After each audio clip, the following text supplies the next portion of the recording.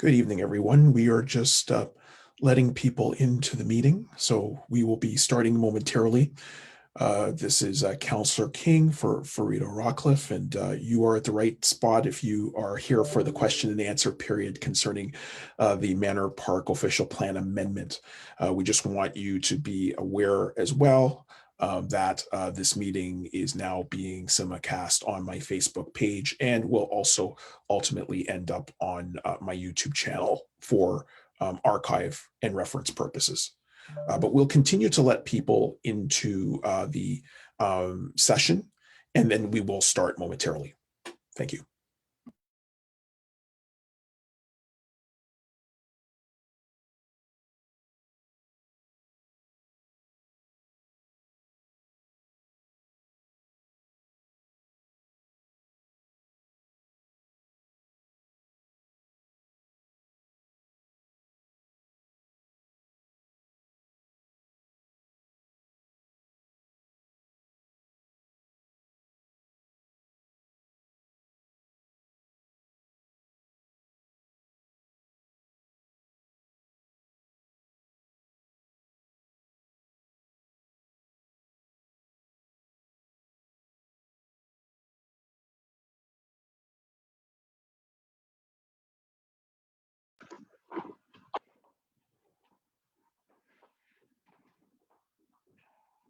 Okay, good evening, everyone. Bonsoir tout le monde. We'll just start shortly. We just got a few more people coming in, so nous allons bientôt commencer. We'll just give it maybe just one more minute.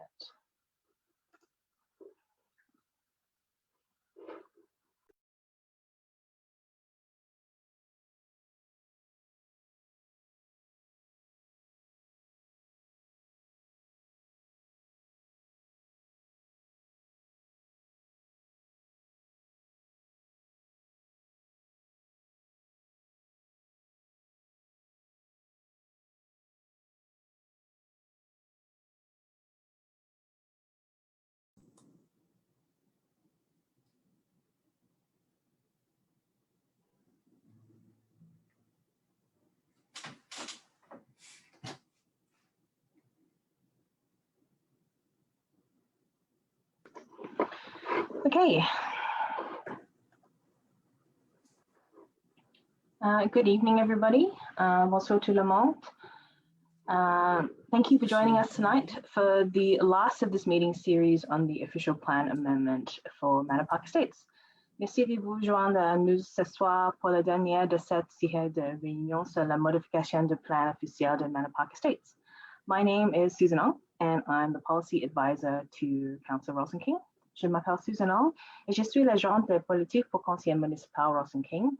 Assisting me tonight is also my colleague from the office, Angelique Perique. Ma collègue du bureau, Angelique Perique, m'assiste également ce soir. Tonight is the question and answer session as a follow-up from last week's presentation meeting. Thank you to everyone who sent through their questions. We're going to start with a brief introduction from Councillor King, followed by a statement from the Community Association, and then we'll hear from the City Planner and the applicant team who talk about a few of the very high-level common themes which emerged from the pre-received questions. Ce soir, c'est la séance de questions et réponses qui fait suite de la réunion de la semaine dernière. Merci tous qui ont envoyé leurs questions. Nous allons commencer par une brève introduction du conseiller King, suivie d'une déclaration de votre association communautaire, puis nous entendons l'urbaniste de la ville et enfin l'équipe des propriétaires.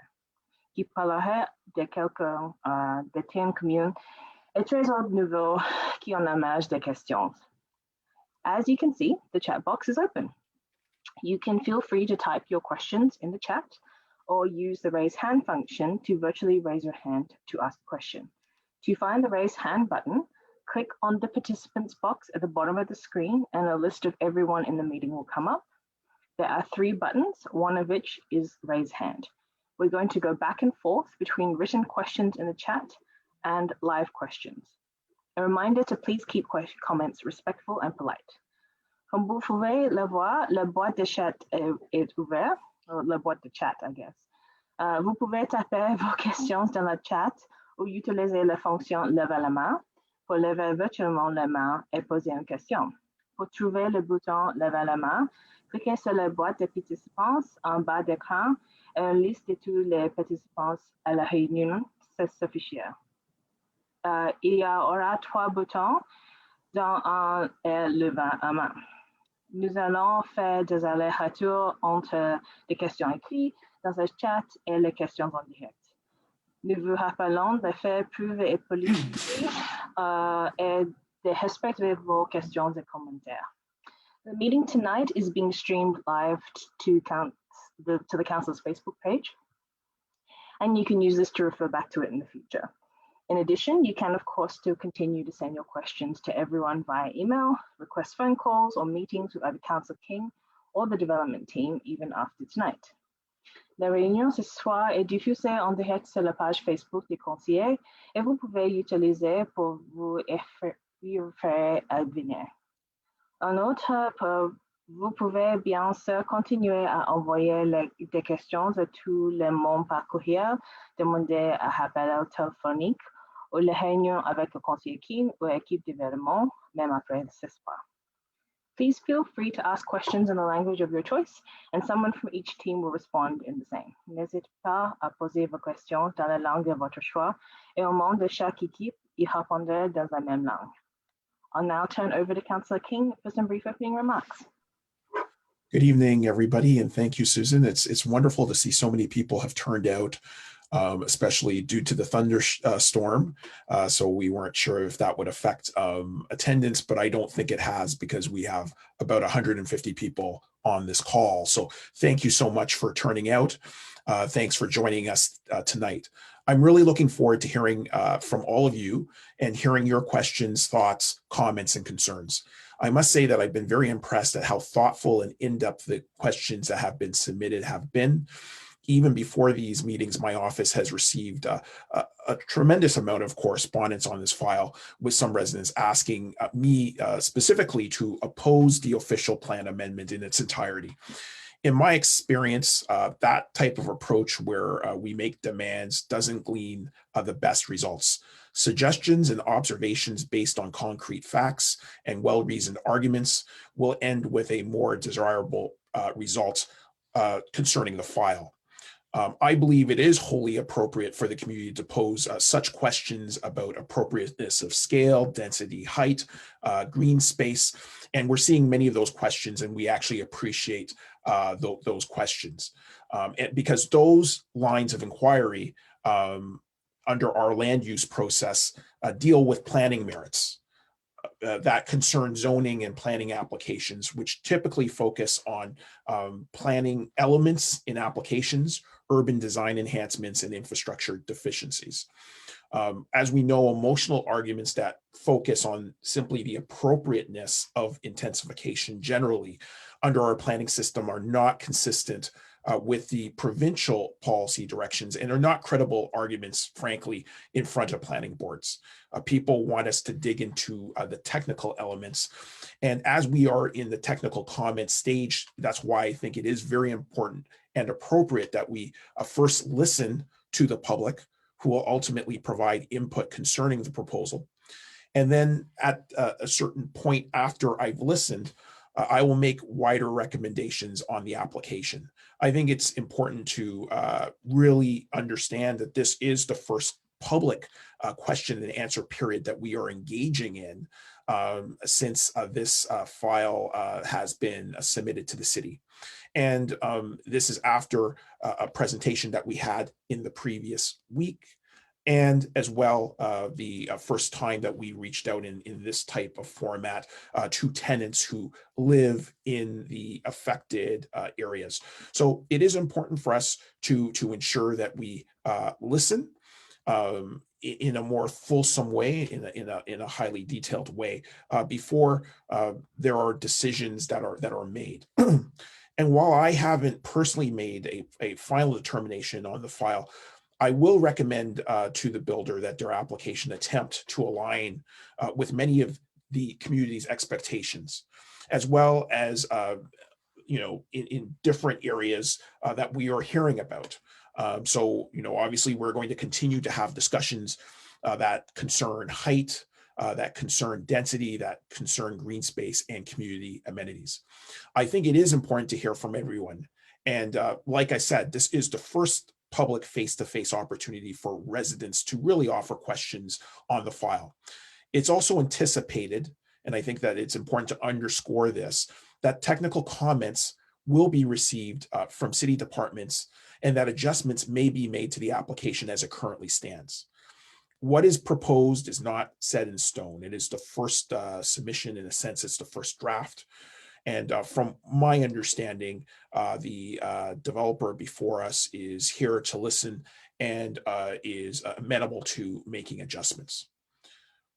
However, what I think is fair is that I have been asked by residents for a timeline concerning making my decision, and I think that's wholly reasonable.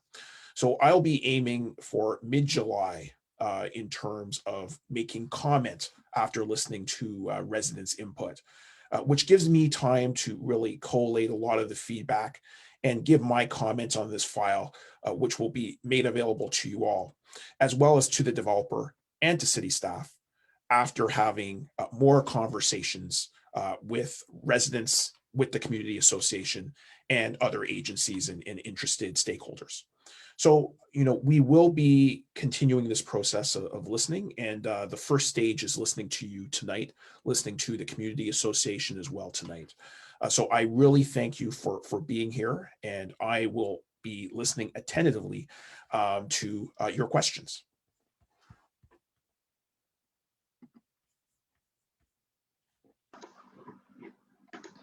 Okay, thank you, Councillor. I'll now invite Tommy Bayer, who's the chair of the Development Committee from the Manor Park Community Association, to say a few words. Tommy, are you here? I'm here. Good evening. Thank you very much. Can everybody hear me? Susan? Yes, we can. Yes, yes, yes. Okay. Thank you. I would like to say on behalf of the Manor Park Community Association and the community at large that we do not support the application in its current form, especially as it concerns the building heights, subsequent densification, and the green space as contained in the current proposal. The development proposal replaces two existing areas of low to ground affordable family housing with 41 new mid-rise and high-rise buildings.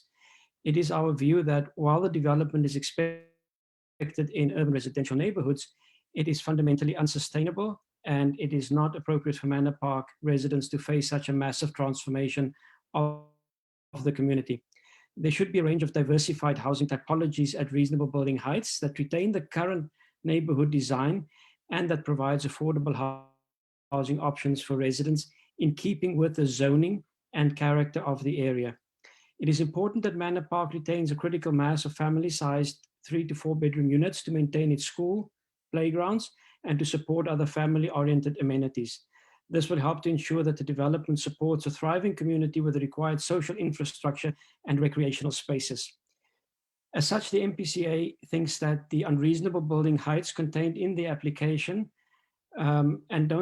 while we support also reasonable densification in pursuit of livelihood improvements, we don't condone this densification and the detrimental impact that we believe that it will have.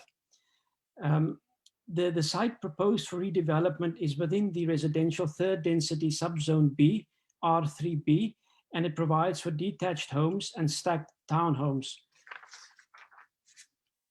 In contrast, the development proposal that we need to consider contains 20 new buildings yielding approximately 1,590 dwelling units on roughly 8,000 square meters of potential commercial space.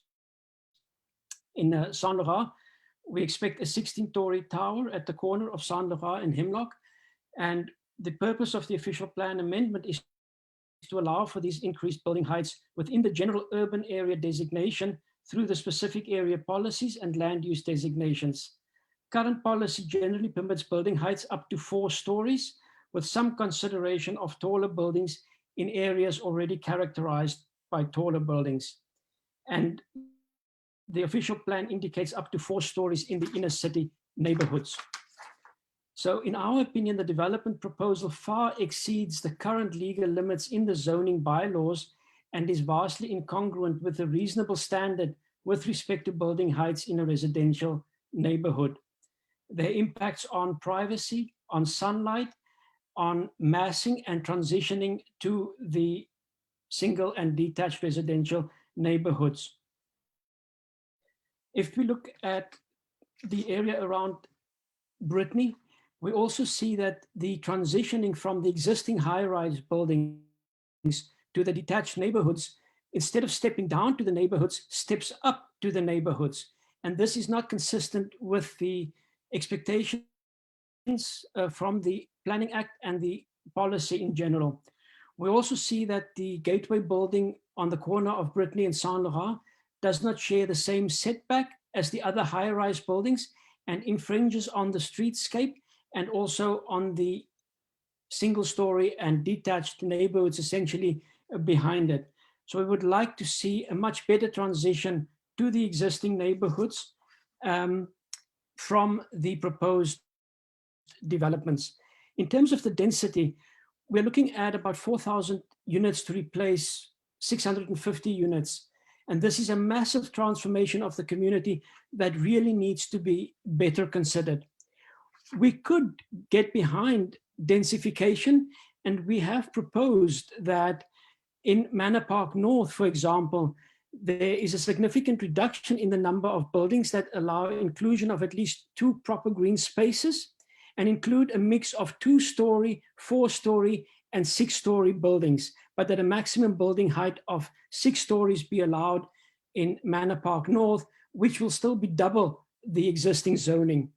In Manor Park South, we also recommend a significant reduction in the number of buildings to allow for the inclusion of at least 2 proper green spaces, full-sized parks, not just courtyards, and to include a mix of 4-story buildings, perhaps up to 15-story buildings. This is also significantly above what the current zoning for this area is. And the maximum building height be restricted to 15 stories in Manor Park South, providing for a reasonable transition to the 2-story homes from 4-story buildings only. We believe that we're trying to make positive suggestions and proposals to the plan, but we cannot support the plan in its current format for the legal and technical reasons provided. I thank you for your time, and I look forward to a very interesting discussion. Very eloquently put, eh? Thank you, Tommy. Okay, I'd now like to invite Mr. Andrew McCrate, the city planner, to address some of the high-level themes in the questions received. Thank you, Susan, and thank you, Councillor King, earlier for the introduction. Just to start off, joining me tonight from the City Staff and Development Review is Doug James, the Manager of Development Review Central, and also my colleague, planner Jean-Charles Renaud, who will take questions in French. So they're with me tonight to assist with any questions as they may come up. As the councillor said, staff as well do not have a position yet either. We're still in the review process, receiving comments from all different perspectives, and we'll go through the process. Wait till the applicant receives all those comments and provides a response to see what they're going to do with the feedback that they've received to date. And then depending on that response, we'll continue through the review process. I think many people on this call have probably already contacted me If not, I believe Susan at the end will put up my contact information again. If you haven't emailed me or sent me comments, you can do that and you'll be added to my notification list. That way you'll be kept updated in terms of when this item actually goes to planning committee, or if there's a significant change in between, and you'll be notified of that process. I wasn't sure if Jacob or Suzanne was going to bring up all the themes, but there's definitely a variety of questions and comments that came in. I think most of them were geared towards the applicant team. Certainly there's quite a few questions in there for city staff. So I didn't know if we were going to go through those and answer those at that appropriate time. Hi, Andrew. Hey. It's my understanding we're going to work through essentially the emerging themes that we kind of identified, and then we'll get to the straight Q&A. Okay.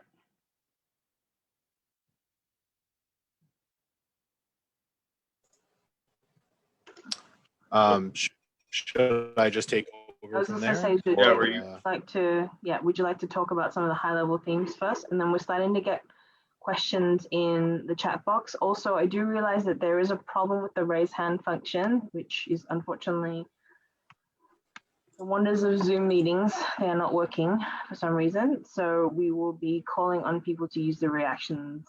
Oh, some people do have the raise hand. So anyway, we'll let Jacob talk about the high level themes that emerged from all of the questions that were pre-received first. Thank you. Great. Thanks, Susan. Thanks, everybody. And good to see you again. This is just a little bit of the meeting agenda. We're going to move quickly to the 7 emerging themes and questions, and then we'll get straight to the general questions afterwards. So thank you again, everybody, for submitting your feedback. We received and reviewed it and compiled it into what we felt were 7 emerging themes or central questions to the development that we thought we could speak briefly about in 1 to 2 minutes each. Providing a little bit of input from some of our other team members who you maybe haven't met yet, and then we'll jump into the regular Q&A session. So I'll start off with the first topic, which is the appropriateness of building heights. The proposed building heights include low, mid, and high-rise buildings. We sensitively accounted for factors such as transition to existing development, including low-rise neighborhoods, proximity to public transit, traffic, sun shadowing, and other microclimate impacts. The proposed building heights are all subject to change through consultation with the councillor, staff, community, and other stakeholders. But the master plan provides an overall vision for the types of densities and volumes that are envisioned given the city's goals for intensification under both the existing and the new official plan. While there were several comments about the number and scale of high-rise buildings, it's important to note that less than half of the proposed multi-unit buildings are high-rise. More than 50% are low-rise and mid-rise, being up to 4 and 9 stories respectively. It's also important to note that the building heights proposed are almost all in keeping with the existing policies of the official plan regarding building heights on transit priority corridors and arterial roads, or generally aligned with the draft policies of the new official plan. Moving on to question number 2, and I'm going to ask help from Lee Sheets on this one. Last week we touched on phasing and some of the factors that must be considered when developing a phasing plan. And we focused on anti-displacement and the idea of building unit capacity through our phase 1 block. Basically removing the fewest amount of units while building in a capacity to accommodate tenants as part of future phases. But it's also about infrastructure and identifying locations that may not be as constrained as others. I'd like to turn it over to Lee Sheets, our lead civil engineer from Novatech, to speak a little bit about infrastructure and phasing.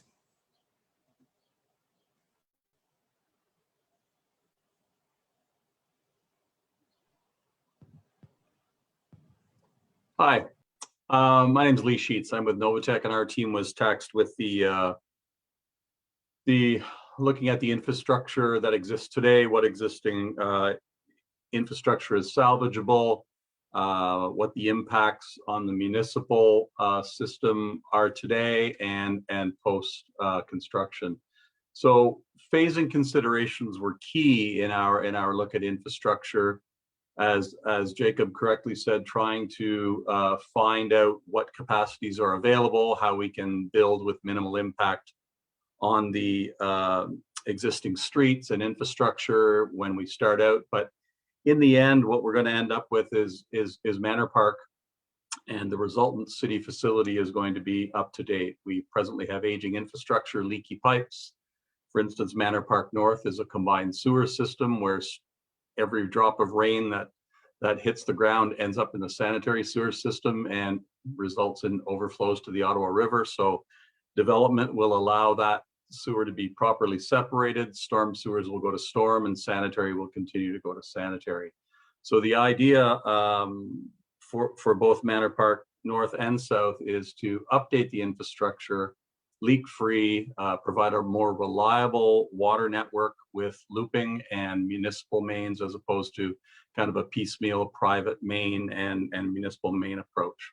So most of the phasing that we looked at had some construction implications, especially in Manor Park North, where we have a ridge that runs through the site. So a dividing line as to how we can develop that. So we've really worked through setting the appropriate phasing limits.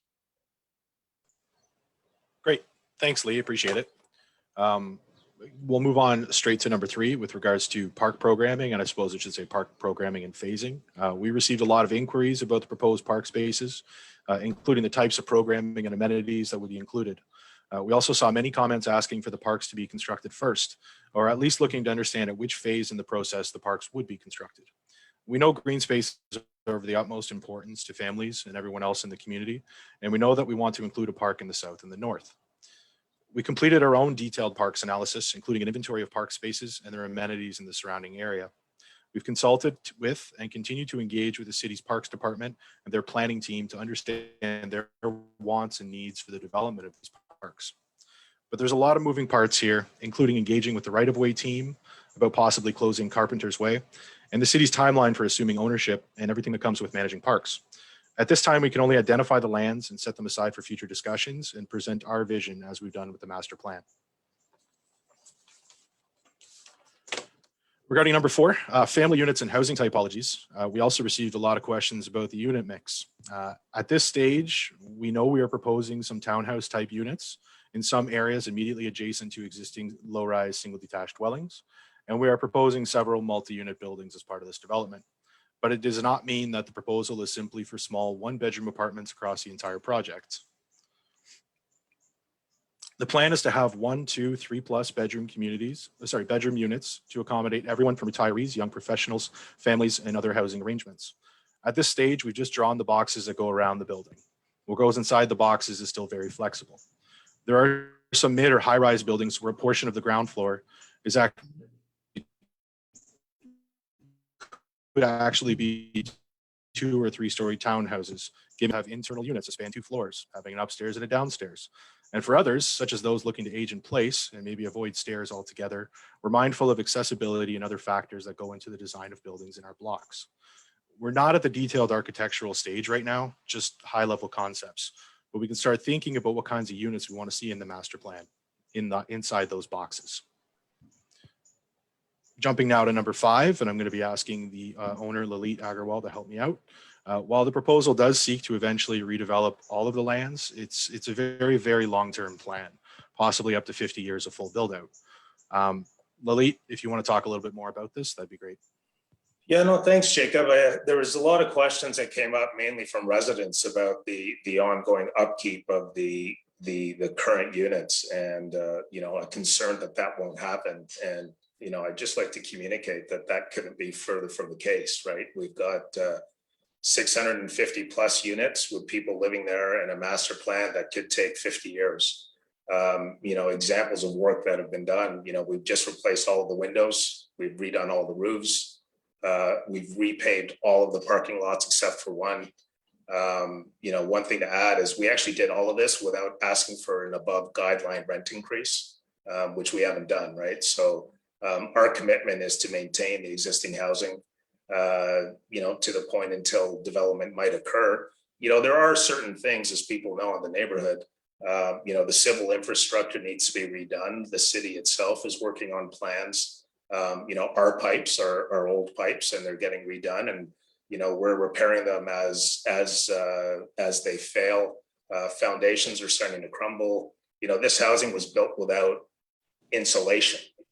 It's very hard to insulate a house after it's built. So there are certain things why that gets solved with rebuilding. But, for now, obviously we're maintaining as best we can. Even at the residents meeting, several people reached out to me asking for work to be done, and we quickly acted on those. So it's our continued commitment to continue to maintain the properties. We're spending upwards of millions of dollars a year, on these properties every year. So absolutely, the maintenance will continue. Great. Thanks, Lee. Appreciate it.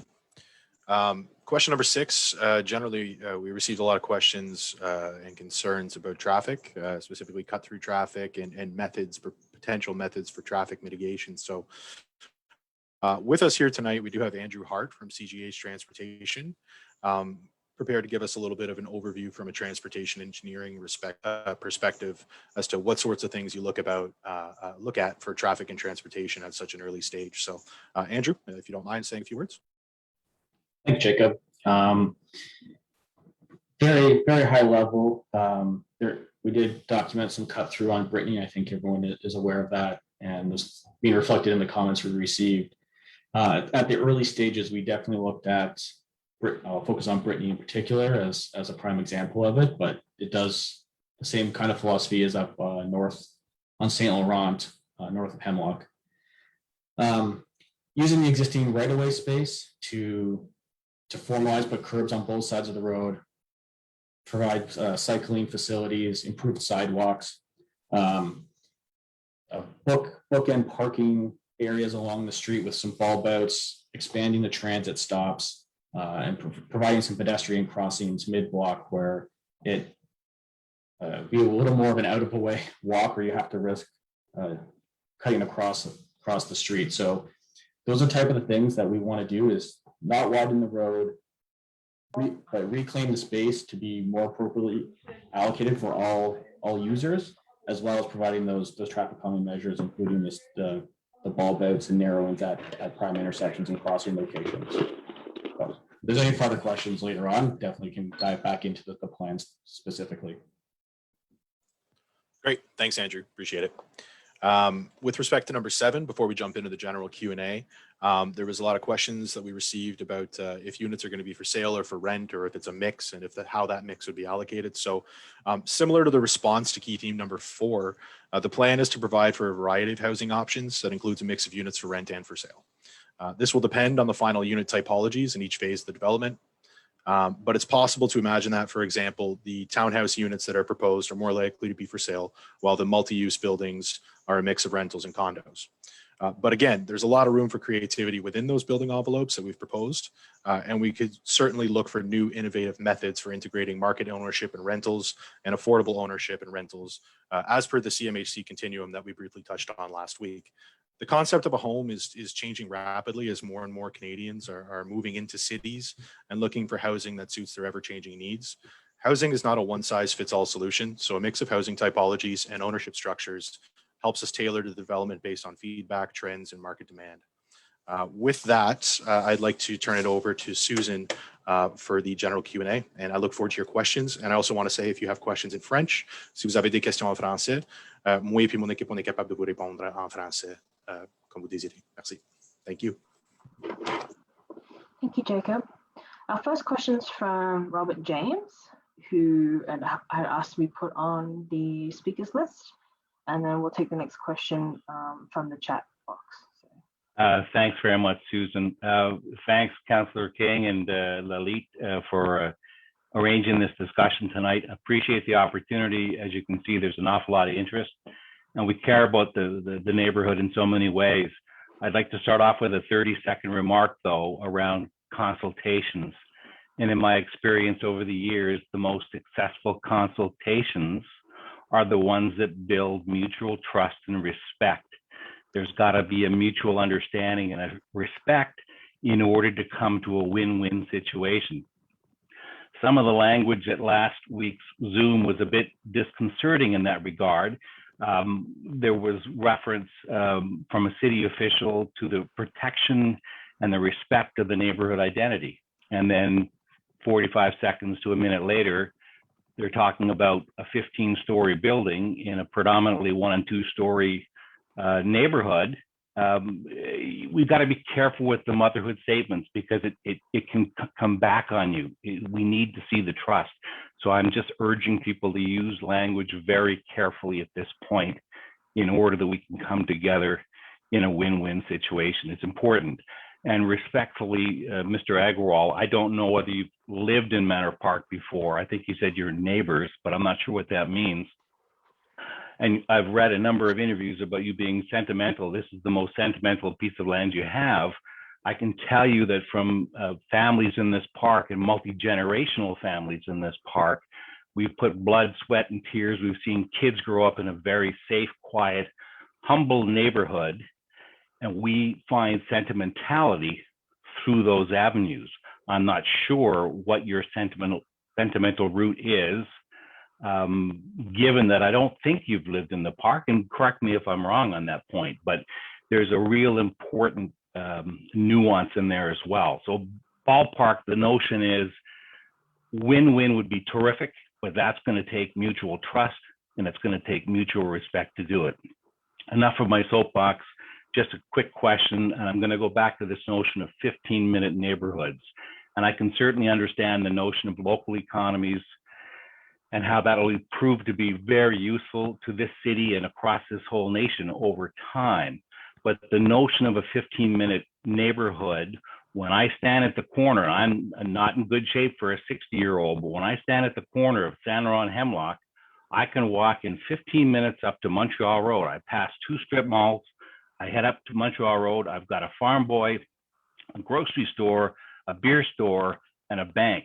If I go north on San Laurent, I've got at least 2 corner stores, pizza outlets, a bakery, lots of stuff there. I can walk west down Hemlock to Beechwood, and there's a ton of growth down there. So I'm not sure why, and I'd like to understand more clearly why you think it's important to add more retail space within Manor Park when there's already sufficient retail in place. My concern is it'll bring more traffic and more congestion to a neighborhood that's been traditionally over 80 or 90 years, a nice quiet place for families to grow up. Very, very important. And from the skeptical side, I wonder what the tax implication on this decision would be. Is it something that's driving this behind there? So I hope you understand my question, and I'd be looking forward to some answers on that, please. Certainly, and thank you very much, Robert, for your comments. I'd be happy to start it off for my team, and if anybody else has anything they want to add, please feel free to jump in. So the concept of the 15-minute community, which has been, I wouldn't say stressed, but has certainly taken a lot more prominence in the planning discussion in Ottawa over the last year, especially since the draft official plan was revealed. Sorry, my cat's trying to make an appearance, please. With respect to the 15-minute community, there's a lot of discussion about it in the new official plan, and you'll often see the term work, live, play. It's something that we tend to use in planning to say that there's employment opportunities nearby, there are entertainment opportunities and other amenities, there's retail, there's everything that you would need within a walkable or a transit or a cycling distance, right? Those 15 minutes can kind of stretch depending on how you're getting there. So as part of our background analysis that we walked you through last week, we looked at employment in proximity, whether that's, the Montfort Hospital or the arterial commercial type units along on Montreal. You bring up a good point. Just down Hemlock, when it becomes Beechwood, you've got other similar elements. You've got those strip malls along Saint Laurent. And what we've seen is also an appetite for more organic retail and businesses popping up within the community. So the example I gave last week was the Bread and Roses Bakery taking over a former single detached house located at Saint Laurent, just north of Hemlock, and emerging and taking over that space. And, it was probably something beforehand, but these types of organic uses that pop up because there's a demand in the community, and there's also a demand from the commercial side of things to go into these spaces. So as part of our master planning, we try to build those opportunities. Again, it's very flexible. If there is less of an uptake for commercial spaces, then we can adapt as part of future phases and repurpose those spaces. The intent of the commercial that we're proposing is also not destination or regional commercial, which is some higher level box stores that you might type of picture.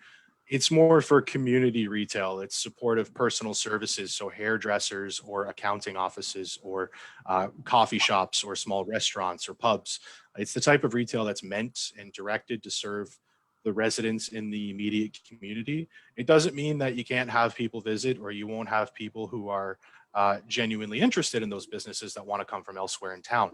But the goal isn't to come in and put down big box stores that would attract surface parking and a lot of people from around. The 15-minute community is about trying to provide these services within it. So you are right that you can take transit or cycle or walk, and there are commercial amenities available to you. But with more people coming into the community through intensification, we also have to provide those commercial opportunities and community opportunities as well, either there's through programming or other ventures with community programs to and institutional uses to help support the community. So it's a bit of a mix of everything. I know you're saying that there's already quite a bit in the community, and that's great. But as the community evolves, we'd be looking to provide more if the interest is there. I appreciate that response for sure, Jacob. It helps clarify things. What I'd be interested in seeing, though, is the market demand study you guys have done that show a demand in this neighborhood for additional retail in the neighborhood. I haven't been aware of that for sure. I question that organizations like Metro or the Beer Store or Farm Boy can't handle the additional volume coming from this Manor Park region. So I'm still not clear of the real reason behind that. I mean, is it a nice to have or is it essential to have? Is it something that's an essential cog in the wheel to actually make a 15-minute neighborhood work, or is it just a nice to have? I think having commercial amenities in proximity to you is certainly a part of the 15-minute community. Whether that means you have enough already or if you need more, that's something a market study would certainly help shine some light on. At this stage, we're making space for it if that uptake is there. And again, this is a very long-term project. We're not looking to put a shovel in the ground next year. So we will track those market changes. We will track those types of uses that organically are popping up in the community and try to plan spaces so that local businesses can get in there and try to create the space and the opportunity. If the uptake isn't there, then we have to pivot and try to find another way to help. And if the uptake isn't there, then people are already served by their 15-minute community, and that's great. But with more residents, we would anticipate more amenities are coming, so we have to plan for it. We can remain flexible and change it based on the market studies that will be prepared. Okay, thanks. Just to jump in on that, Jacob, I think this idea of the retail, right, or the commercial, the opportunity and how we're thinking about it is to actually curate the retail, right? And I think what you're seeing, on a lot of high streets, right, are developers that are maxing out on per square foot rents, which make your favorite restaurant, makes it hard for them to thrive, right? It makes for all the eclectic businesses, it makes it hard for them, to kind of exist because they're paying the rent.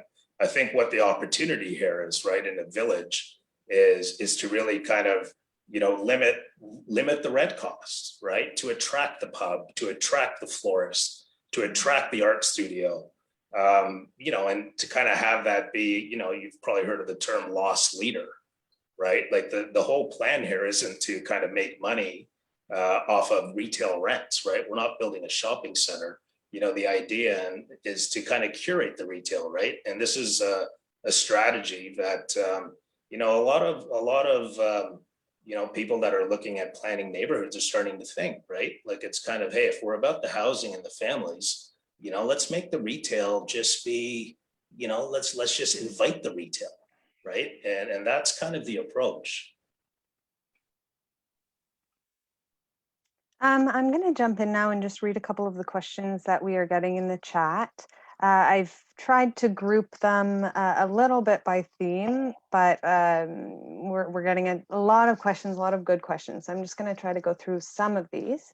We have a few questions about the long-term impacts of the construction on the current infrastructure, when construction is planning to commence, if the amendment is approved, and also how long that is planning to take.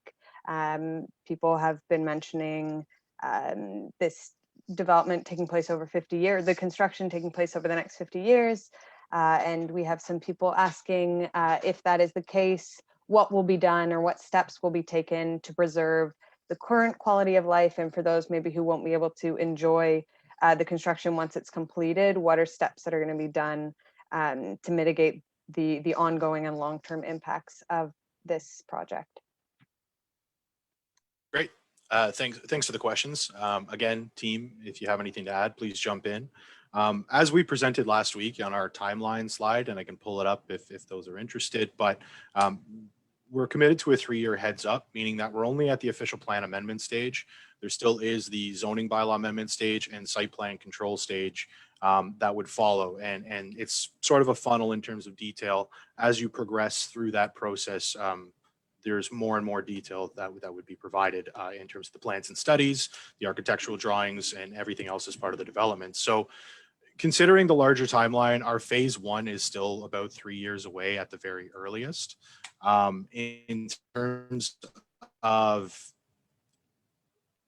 the immediate impacts on infrastructure, Lee kind of mentioned early on that we would be looking to put our phase 1 where maybe that infrastructure is already in place, where those capacities already exist, and where a phase 1 can go up with fewer issues compared to other lands, like you mentioned in the north with a combined sewer issue or current combined sewer setup that is not exactly the way we do things today and would need to be remediated. So Lee, if you want to speak to that, or if any other team members want to speak to that infrastructure capacity and how we plan for that, that'd be great.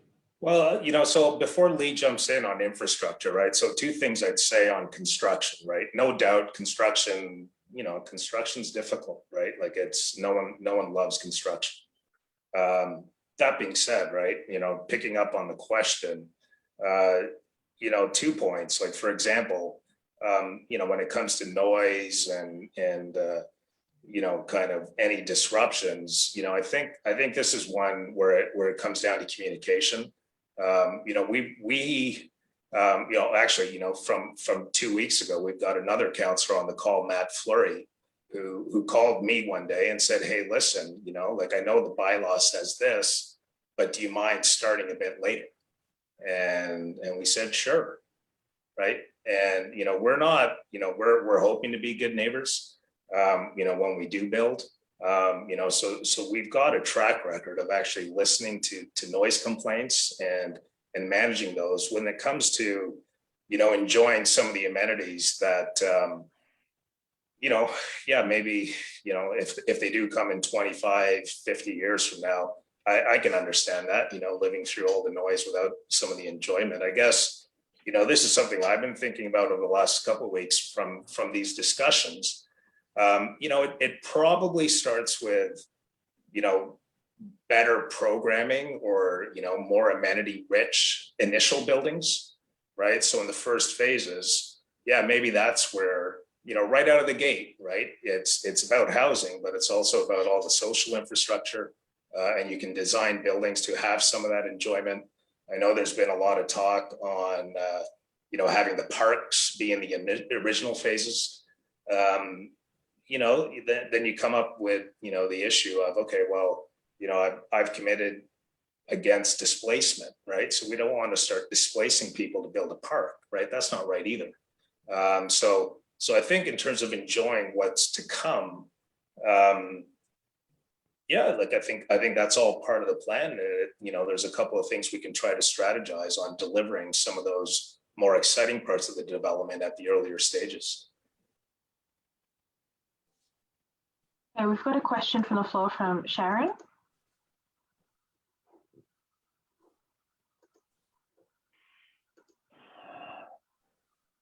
Sharon, you're still on mute.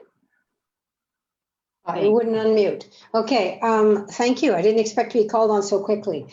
I have a quick summary question. A lot of the comments, and there are hundreds of them here, they're not questions, they're comments. And I'm wondering, will Councillor King's office be collating all of these concerns in some way? Will they be addressed? Yes. Because I'm Yes. hoping that this won't be lost. That's all so that's the first part of the question. And the second part of the question is, there are a lot of questions in here that I don't know whether you will get a chance to answer them, because it seems to be, I think it's important that the questions be heard and collated, and we know what's going to be done with them. We don't need to hear the defense, because we know you believe in the plan, or you wouldn't have done it in the first place. So we know that not the planners, but the designers believe in the plan. We know that Mr. Agarwal believes in the plan. We know that. We don't need a defense, but we need to know that these comments will be collated and presented by Mr. King to the planning committee, and that the questions that we're posing today will be answered. Yes, so we'll be collating the answer. We'll be collating the questions, and my approach will be to formulate answers based on the input that is coming in, and formulate really my view of this plan. So I said that at the beginning, and we have the capacity to save the questions, and all incoming questions will be saved. And the plan is to address them when I put a position statement out in mid-July. So we're aiming, this is mid-June, we'll aim for mid-July, after taking into account all of the resident and tenant input that we received. Okay, and one more quick question. I've already submitted the same issue a couple of times. It's enough? Once we have submitted something, you've got it. We don't need to keep reiterating. Yes, right? as long as there's an official process, it needs to be submitted, obviously, to city staff. But if you CC us, we will have a copy, and we will be in receipt of What do your you mean your an questions. official process? You told us at the last meeting, if we have questions or concerns, we should send them both to to Manor Park and to Vision, whatever it is, Vision Exactly. Manor Park. Exactly. And we sent those. And city staff as well, because city staff is Well, you didn't say that. Well, city staff has received a copy of everything that was received, because we shared everything amongst the 3 teams. So if you've already sent it, there's no need to send it again, Sharon. That's the question. Okay. Okay, thank you.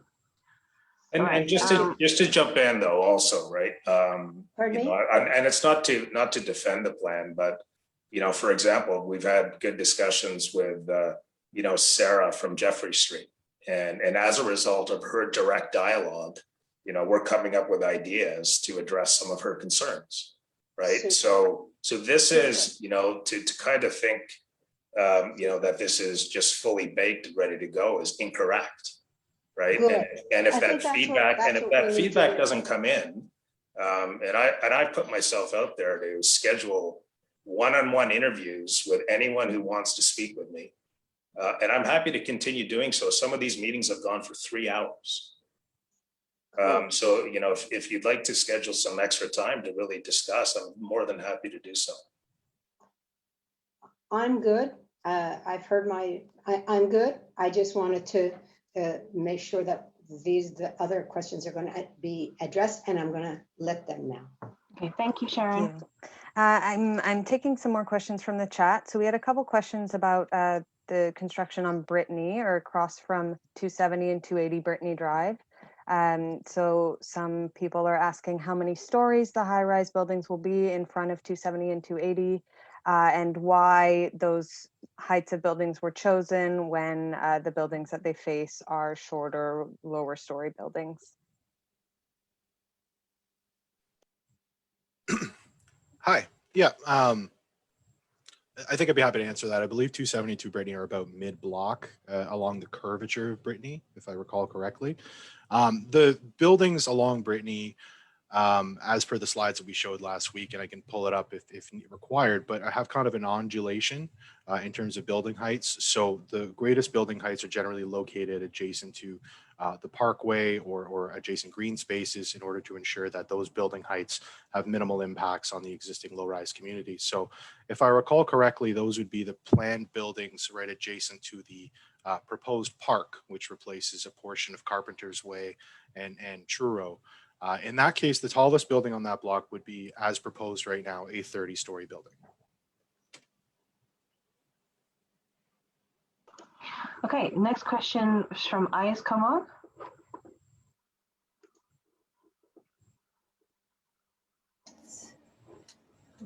Okay, we can hear. Yeah, we're good. It kind of comes to, it's for Lalith more than anyone, but perhaps Andrew McCrae may be able to jump in. A few sessions ago with the tenants, you mentioned you made a really good impression on us as tenants, that you do care about us and our anti-displacement. And you mentioned the possibility of a social contract, which is a good idea. My thinking is that it might be good to include that in the OPA itself, so that your beliefs about the tenants are tied to the land and not just to yourself. Should, you know, over 50 years, there will likely be a new owner at some point. Would it be possible to include that sort of language with the rent protection, the moving expenses, etc., in the actual OPA? If we're in agreement, you're in agreement, and the community is in agreement? You know, like, honestly, like, everything's on the table, right? I don't, you know, like, I haven't seen one of these social contracts signed yet. Yeah. So I'm happy to discuss it. You know, it sounds like, you know, what you're asking is legal, like maybe it's an Andrew or a Doug James question. You know, this is new territory, right? The city doesn't even have an anti-displacement policy. Yeah. Right. So it's kind of, you know, this is where, you know, I've tried to communicate that's the, you know, it took us 10 years to start working on the plan, you know, because, you know, it's really the fundamental philosophical start on not displacing people. You know, that's where we're coming from. How to document and put it into an OPA. Like, I don't know if that's done, but I'm happy to explore. Right. But, yeah, you know, I guess what I'd say is for existing tenants, absolutely. Right. Like, that's, you know, you are my focus in this, right? Like, these are your homes. You know, I think we'd agree that, yeah, some of them are old and they need upkeep, and we're trying our best. When they do get rebuilt, though, none of our existing tenants will get displaced.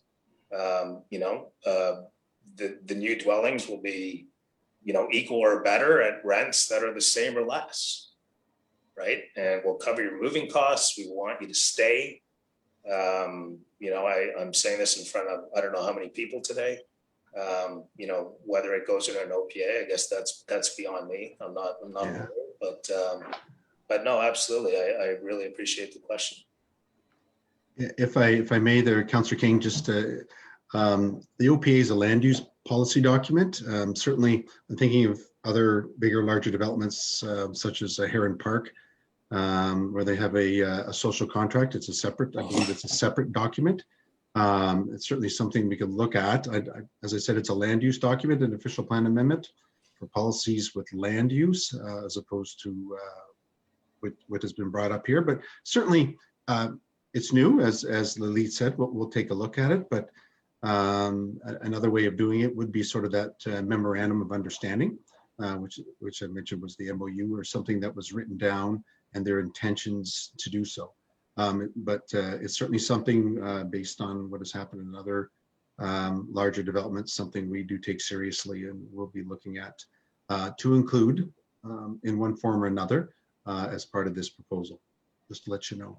Thank you. Yeah, just to comment on that, Doug, my brainchild for this came from the draft version of the new official plan. In section 4.2.3, subsection 1, C has that sort of language in place, especially directed to rental uses being converted to condos. But if it seems like there's room to discuss this further, and we can do that at a later time. Yeah, it won't be solved tonight. And I'm familiar with 4.2.3. I was just looking at a rewritten version of it earlier today. So I do know that's a very good point. I do know what you're talking about there, but I'll just reiterate again, it's certainly something on the city's radar too, and it'll be part of this overall process going forward. Thank you. Sounds good. I'm going to jump in here with another question from our chat. We've received quite a few questions about traffic as it relates to the density increase, and there's some specific and more general questions. So in general, people are wondering if the volume of traffic is going to be reassessed, or if there is traffic counts that are going to be redone. Another question about the proposed interprovincial bridge in the context of the density increase. Is that going to be reconsidered? Are streets like Hemlock going to be reclassified, and are trucks going to now be going in areas that previously they weren't allowed? So yeah, a few questions about traffic density and accounting for the increase in that and how that will affect the populations that are already living there. Thanks, Anjali. I'm happy to start it off, but I think after a quick comment, I'll turn it over to Andrew on our team, who can maybe go into a little bit more detail. But when it comes to traffic studies, so we do have a general study that was completed as part of the official plan amendment submission. And there's also traffic studies that are required at the zoning and site plan stage that, again, going back to that development funnel, get more detailed as you go along. Regarding classification of roads, especially Hemlock is one that we're looking at. There is a protected right-of-way there, which means that the road or the road allowance is essentially going to be getting a little bit wider as part of this. And so there's opportunities for new infrastructure, whether it's cycling or however the city chooses to proceed. Hemlock itself is already classified as an arterial road and a transit priority corridor. Same with Saint Laurent south of Hemlock. Those are two of the highest classifications that the city has. So we wouldn't necessarily be looking to change those classifications. In fact, a good chunk of our policy analysis looks to that for policy direction, including for greater building heights in the general urban area, where there is part of that policy that specifies in proximity, as Mr. Bayer pointed out earlier, in proximity to existing high-rise development. Greater building heights are also permitted adjacent to roads that are transit priority corridors and arterial roads, such as Hemlock and Saint Laurent. So in terms of road classification, the only other point I'd like to point out is that we are looking at potentially reclassifying Brittany as a collector. Part of the rationale behind that is that it already tends to have a wider right-of-way and some of the amenities that would typically be present on a collector. Collectors don't always, but often do link two arterials together, such as Brittany. It just happens to be a particularly short one. So it's currently a local road. It seems to have, it has a bus route. It has some existing features that we would say are not necessarily emblematic, but certainly present on collector roads. So that was something that we've put to as part of our proposal, that Brittany would essentially be upgraded and come along with all the things that have to do with the collector. So again, Andrew touched on better bus stops, for example. If there's anything to add from the rest of the team or from our transportation, please feel free to jump in. Jacob, it's Andrew McCrae. I might just weigh in on that, just on from a process perspective and less technical. For the benefit of the community, it might be valuable to think of the current transportation report as a working document. And I say that because we're in the process where right now we're looking at an official plan amendment application. And if this gets approved, whatever it looks like at the end of the day, there'll be multiple more planning applications such as rezoning and site plans. And why I said working document is right now we've received this as the city, as the transportation impact assessment. My transportation colleagues are reviewing that and will provide comments back to have a dialogue or maybe revisions come out of that. But the good part about it is if there is an approval here and they move into the more detailed planning applications like zoning and site plan on a phase-by-phase basis, then that transportation impact assessment is going to have to keep getting updated and amended as they go through these developments. It's not a document that's going to live from the first instance for the entirety of this project. It has to keep getting updated. Transportation data that is used for those reports has a validity period of 5 years. So if they're getting traffic counts within the last 5 years from city infrastructure or from city departments, that has to keep getting amended as these projects roll out. So transportation is going to be a long conversation through each and every process. Yeah, I guess I'll move in there. Some of the other traffic and transportation comments, but please, Jacob or Angeli, if I missed something, prompt me. But some of the quick ones that I can answer right away. Interprovincial isn't considered as in this analysis. Whatever happens, I guess, to the NCC and the federal level, not Ottawa and ourselves. For truck routes, we're not proposing any changes on truck routes, so the same classification of roadways, similar as Jacob said on what is an arterial and what is not. We're not proposing any changes on that. A little bit of clarification on what is termed a transit priority. So you can see different types and features for a transit priority, where Montreal Road will see a bus lane, some transit signals to help jump a bus through an intersection, or something up at Hemlock and St. Laurent might be increased timing for certain movements. Hemlock and St. Laurent, the major movements are the northbound left and the eastbound right. So it's decreasing the delay on transit ridership. That's the transit priority that you would consider in these type of descriptions. It's not a dedicated bus lane or a BRT or a LRT type of situation. For how these things will kind of evolve, some of them will be tied to the infrastructure upgrades underneath the roadway. So we have to change, put a pipe under Hemlock, or inside or connections to St. Laurent in the north. That would precipitate us upgrading the roadway. And part of as an arterial road, Hemlock has some standards of what we want to achieve. Same with St. Laurent north of Hemlock would meet those collector road guidelines. And that's what we're trying to instill right now in this OPA is we want to see the type of facilities that would make this, whatever the redevelopment ultimately becomes, a success. So that, as I said, cycle tracks and sidewalks on St. Laurent to the north, up past Eastbourne. You see some sidewalks and improvements on Braemar, same with the cycle track to reflect the bike lane that's on Hemlock. On Brittany, the part of the collector road discussion, and I know it's going to be a talk with the city on if it's even appropriate to do, but we wanted to basically approach it at, we have some very well thought out collectors and standards and cross sections that do achieve that 30K kilometer neighborhood, do slow down traffic, do prevent cut through, as well as support transit, cycling, and pedestrian facilities, where local roads don't necessarily have those type of facilities. So that's the way we've kind of approached this discussion and our proposal in this section is that if we do it that way and provide these higher order facilities that are common in a collector road cross section, maybe it makes sense to classify it as such. And as Andrew said, yeah, the tying a little bit of that high level process.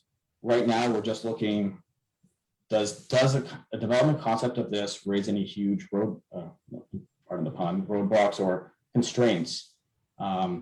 If there seems to be an achievable way through improved facilities, through transportation demand management features within the future planning of the zoning, as well as site plan, that would help achieve a decreased auto load share from this area.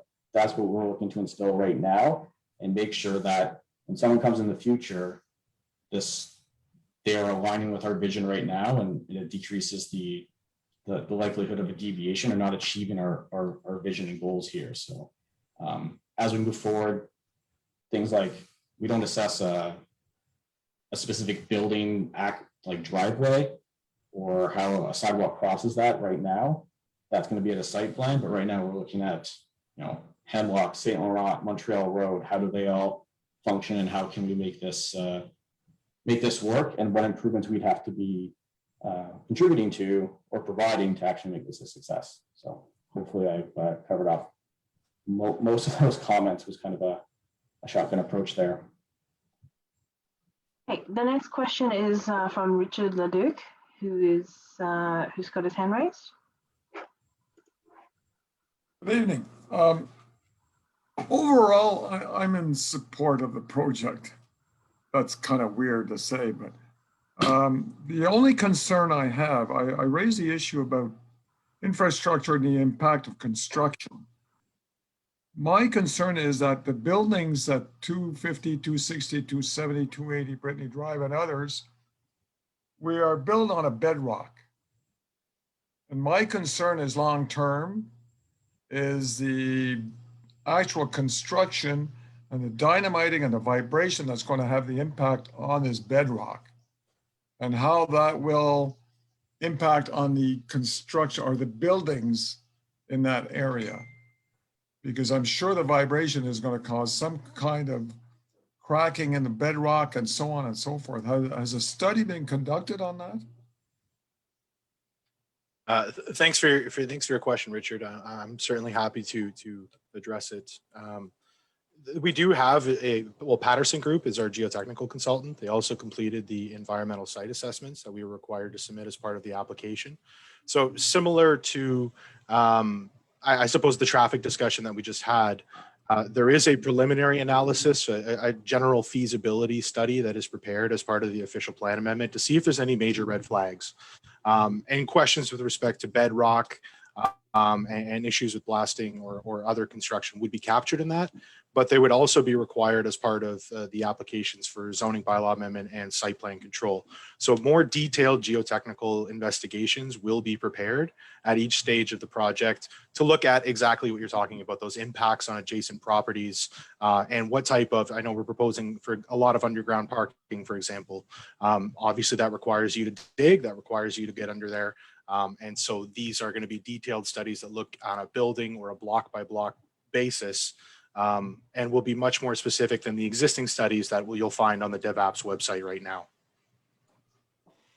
And just to jump in, Richard, before any construction, we have to do, all of the foundation surveys for neighboring properties, and there's always constant monitoring. So absolutely, it's something that you manage very, very closely. But, given that we're still ways away from construction, that work hasn't happened in detail, but we're well aware that it needs to happen. Thank you very much. I have another question from the chat here. We've received a couple questions about the Historica Canada building and what the use of that will be with this new project. So if anybody has any information about the old school, the Historica Canada building, that it would be great. Thanks.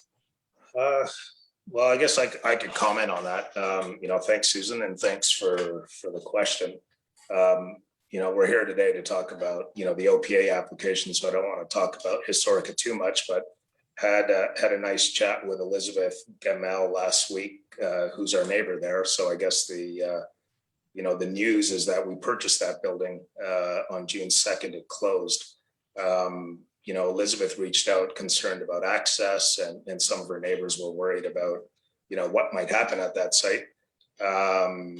The plan actually is to turn it into a community hub for Manor Park. So I don't want to get into too much detail, but because I don't have the details, but if I were to say anything, it's that we're working with the Manor Park Community Council and Lana Burpee and Allison Seymour. I'm sure a lot of you know them. Lana's an absolute superstar in the neighborhood. So we're really leaning on Lana to lead programming for the old Historica building. So yeah, I guess there's I think Lana's planning on some consultation maybe later this month to ask all of you how we should program the old Encounters with Canada building to make it into a thriving community hub.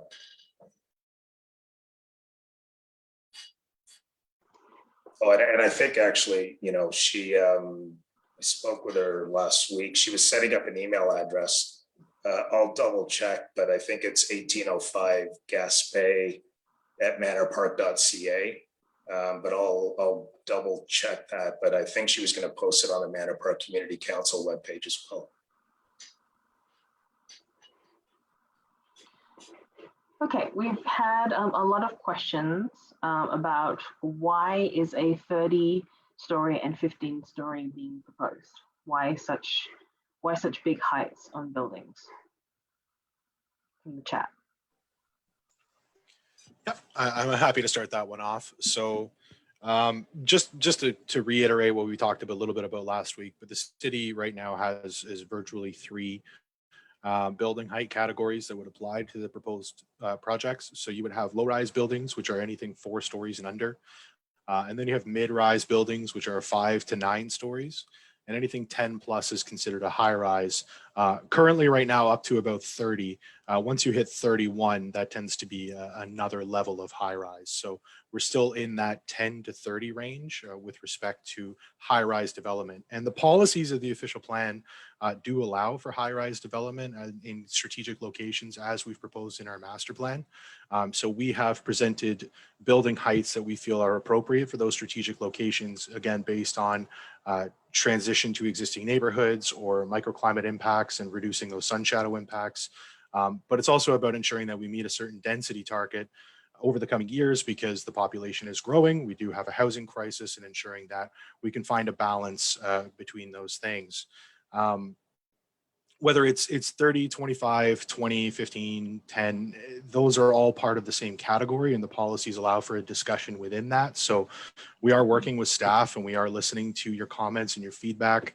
We're working with the counselor's office. We are aware of a lot of concerns with respect to building heights, but we didn't just place them anywhere. We were very diligent in our process about how to select for those locations.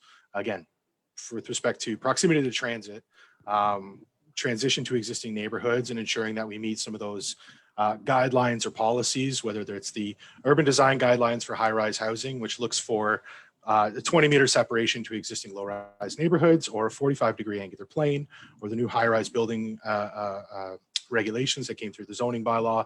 There's a lot that talks about where height is appropriate and what you should do to make sure that it is strategically located. We've presented that as part of our master plan. We're happy to keep those discussions going with the community and other stakeholders to find the right fit. But at this time, as part of the plan, we think we propose building heights in strategic locations that are appropriate for a mix of units and density types in both the north and the south.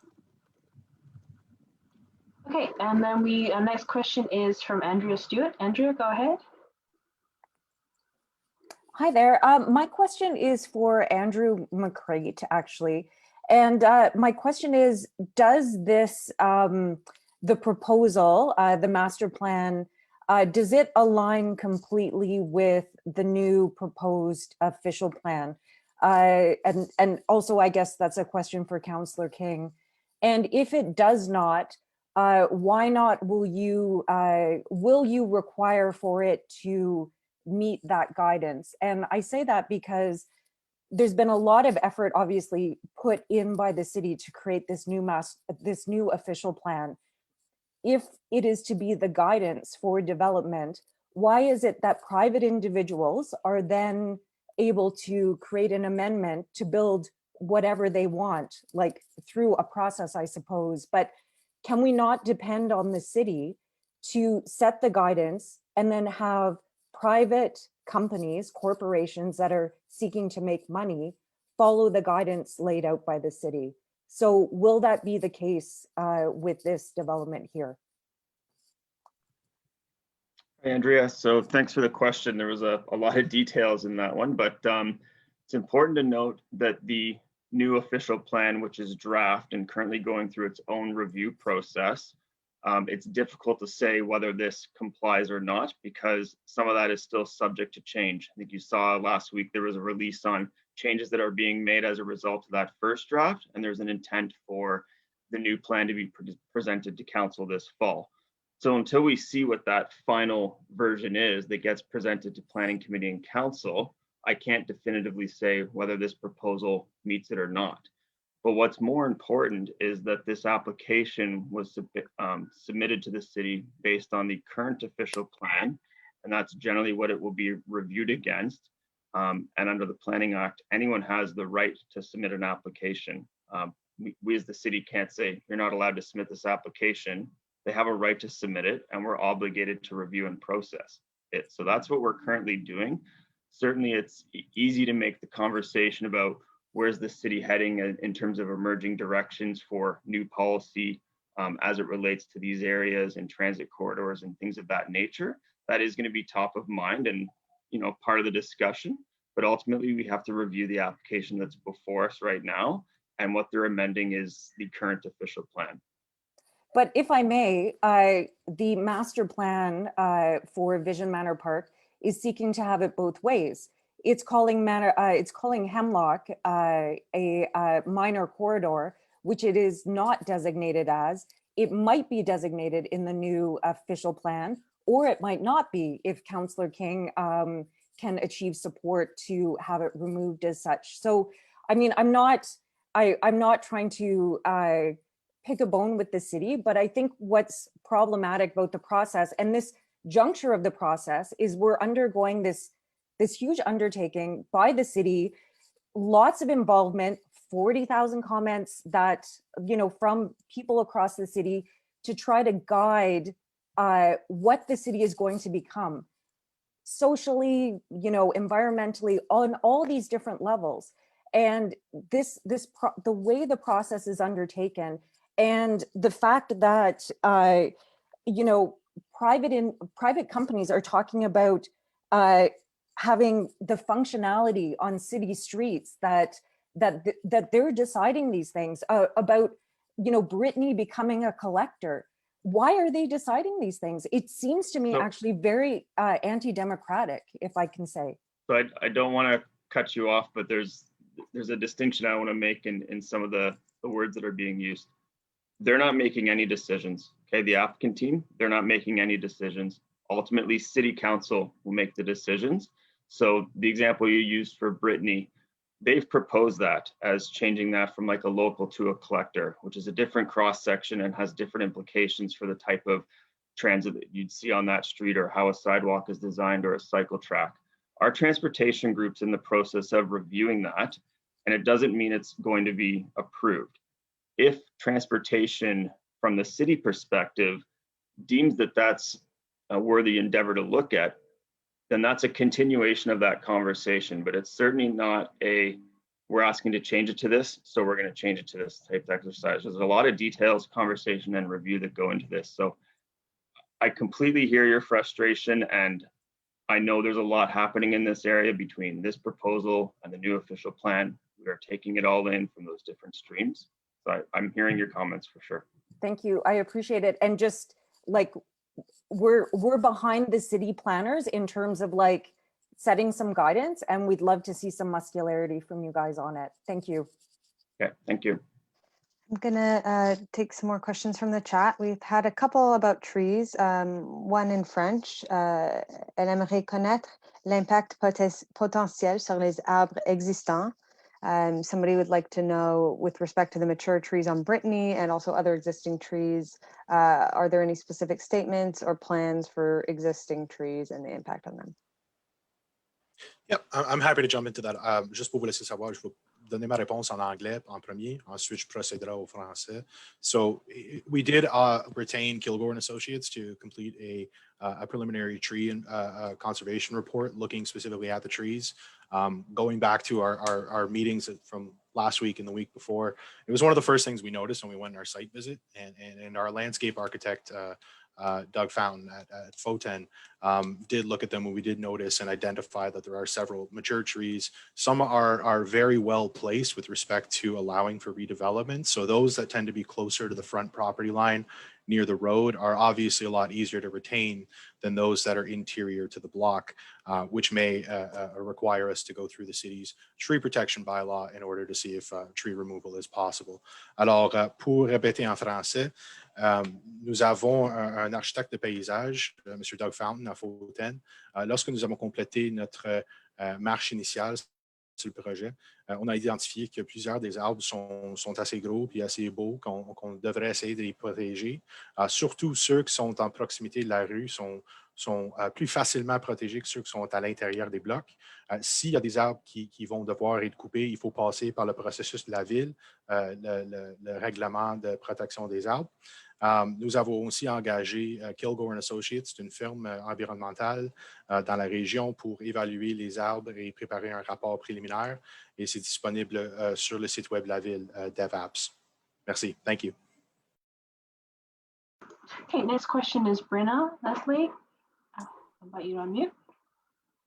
Hi, thanks so much. Can everyone hear me okay? Yes, we can. Yeah, okay, good. So first of all, I just want to say I really appreciate the thoughtful questions from everyone so far. It's been a fantastic on that side. I feel that the answers to some of these questions have been quite evasive, that we're not really moving forward. Somebody perhaps mentioned before, it seems like a defense of the plan. Rather than go down that track, I did want to go back to Mr. Agrawal's comment that he consulted privately with Sarah Pye, who's representing very well the residents of Jeffrey and Braemar, and she's put together some really solid research and arguments. He said they're having some discussions, they have some creative ideas about what could be changed. Would he be willing to share that with us? Because I feel it's very important to keep things on the public record rather than having one-to-one discussions with residents. I don't think the onus should be on individual residents or sections of the community to defend our community. I think we need to stay as a collective, keep everything on the publip record. So if Mr. Agrawal could detail some of those creative Absolutely, amendments, Brenna. that would be fantastic. On that, so Sarah, was very concerned. I met with her and her husband in one of the interviews or one-on-one meetings like I did with you.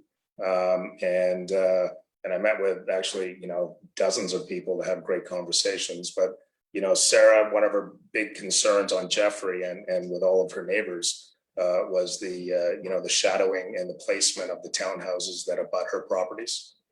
And it was actually, one of their ideas on positioning of those buildings to kind of mitigate some of the shadowing. And that's the answer. So, in kind of looking at the plan and getting that constructive feedback, it's like, okay, well, hey, listen, that's actually a pretty good idea. And we can kind of, reposition some of the proposed buildings to kind of mitigate potential sun impacts on her rear yard. And it's Mr. Agrawal, just to being done for your neighborhood. Well, this is the thing. You and I spoke very early on, and then I decided that it was actually best for everything to stay on the public record for the purpose of transparency. But residents on Apple Tree Lane and Riviera have been very forthcoming about not having 15 and 30-story towers that block up to 70% of sunlight over the entire neighborhood at certain times of the year. We haven't heard anything, as far as I'm concerned, back from you that, oh yeah, that's a good idea, and we didn't think of that, and maybe we'll take that into consideration. So at what point do you go from saying, yes, we're taking that into consideration, to a public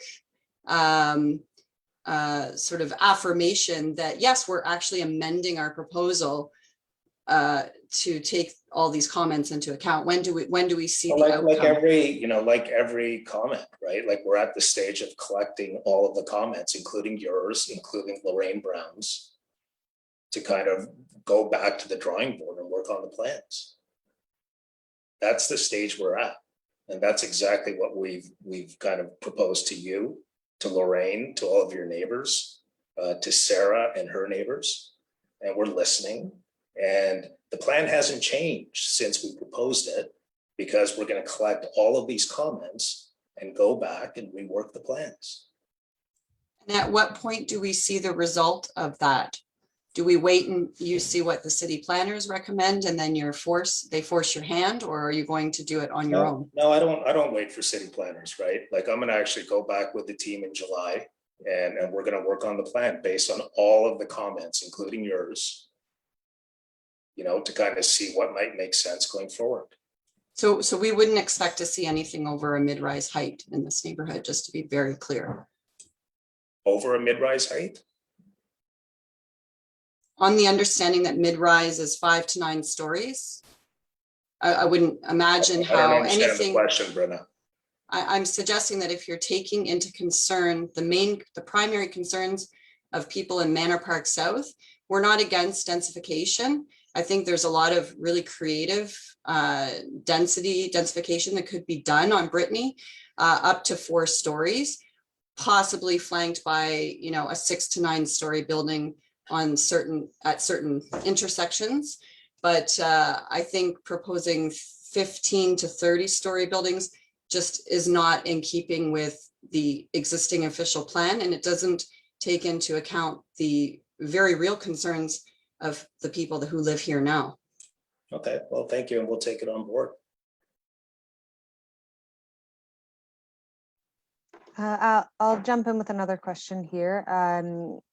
This kind of touches on what you were just speaking about, but what exactly will go into determining the types of units that will be constructed, and is there anything in place that will prevent all the units from being, or all the buildings from being the same 1-bedroom style units? Before we do that, Jacob, can you stop sharing your screen, please? We've had a couple of questions, comments from people asking. Yeah, thank you. Yeah, so I could start on that and maybe hand it over to Jacob, right? I think the first comment is, we haven't hired an architect yet, and Jacob talked about, at this stage, land use planning, and heights and envelopes, but what goes in these buildings, right, is I think really a tremendous opportunity. I think rightfully, because it's in the document, people are fixated on the 4,000 unit number. That number is a number that you plug in based on, to get the right number for engineering, roads, pipes, etc. How many toilets are going to be flushed at the maximum? And it's based on an average 800 square meter unit. And I think, what goes into these buildings, it probably requires a bit of thinking outside of the box. It's something that might be new to Ottawa, but it's nothing new for what you see globally. And you can see inner stairwells, 2-story houses within a mid-rise construct. You could have, 1,500 square feet flats for single level living for seniors. You can have townhouses built into podiums of some of the mid-rise buildings. So I think, kind of what the actual housing is honestly, like we haven't started that, but the goal, right, is to kind of get beyond, well, it's not even to get beyond, like this whole idea that it's all going to be 1-bedroom units or bachelor units couldn't be further from the case, right? Like you do that for infrastructure planning. And now, as we start, zoning and site plans, and you start thinking about the buildings, this is where, it's a real opportunity to be creative. Yeah, you know what? It might not be the white picket fence, 50-foot lot, for a single family home, but it could be 2,500 square feet within a building, right? That is, that really kind of makes good use of urban land, right? And, better for diversity of housing, allows a mix of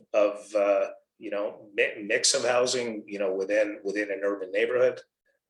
So to answer the question, it's not all 1-bedroom units, that is not the plan. And it's a real opportunity for mix. There's opportunities on, potentially seniors residence. There's a lot that can happen with the actual programming of these units. Okay, our next question is from Donna, who's very patiently had her hand up for a long time. Donna? Thank you very much. Sorry, this is my first meeting. I missed the two previous ones. Do you mind if I ask my question in French? Yeah, of course. Oui. Yeah, of course, I have a lot of concerns. One is qu'est-ce qu'on va faire avec les personnes qui habitaient des maisons qui vont être détruites? Et puis, je me demande, quand ils vont commencer les constructions, qui va assurer ma maison contre les cracks? Parce que les constructions sont checkées nos maisons existantes, qui va assurer ma maison contre les cracks. Mais ma toute première et plus importante question, c'est celle-ci. Combien de femmes font partie de l'équipe de conception de ce projet? Je pose la question parce que je considère que les femmes sont plus raisonnables quand vient le moment de penser à la société, à notre santé, à la vie en général, à la vie de la population en général. Combien de femmes font partie de la conception du projet? Est-ce que je me fais comprendre? Oui, oui, j'ai compris. Est-ce que c'est mieux si je traduis les questions en anglais et les demande encore? Oh, no worries, I can do it myself. So Mais, I have concerns. I would like to know what will happen with the people who used to live in the house that will be destroyed. This is my first concern. The second one, who will be in charge of my house when construction will be on, because there are some cracks because of the houses are shaking and shaking. So I want to make sure that my house is protected.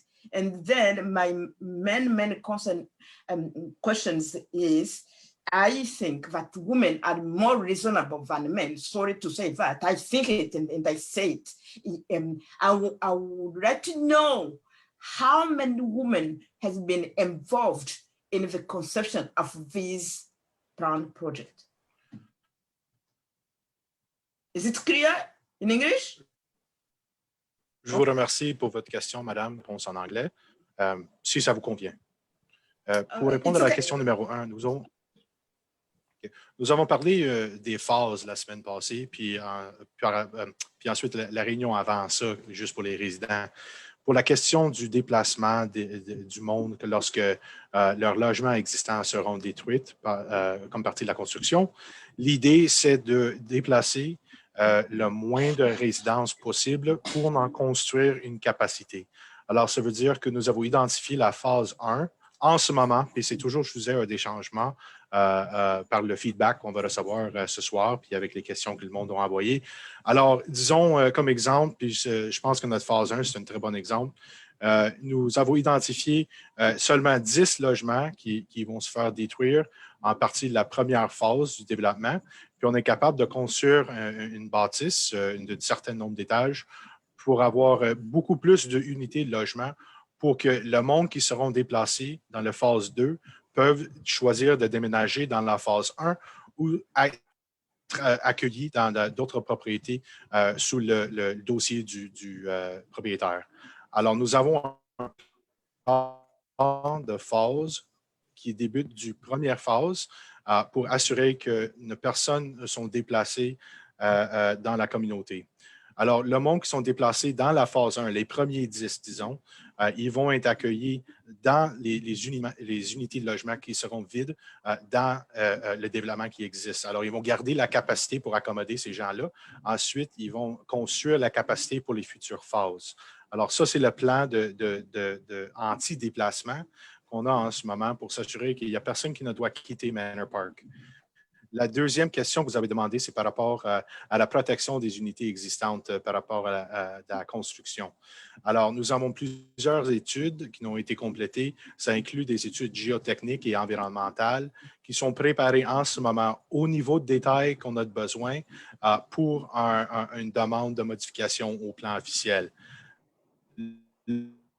Lorsque nous procédons par la suite si la conception est approuvée, lorsque nous procédons au zonage puis aux questions de plan d'implantation, ce sont des processus plus détaillés qui vont inclure des rapports géotechniques plus détaillés, des rapports de vibration plus détaillés pour s'assurer qu'il y a le moindre impact sur les résidents qui existent.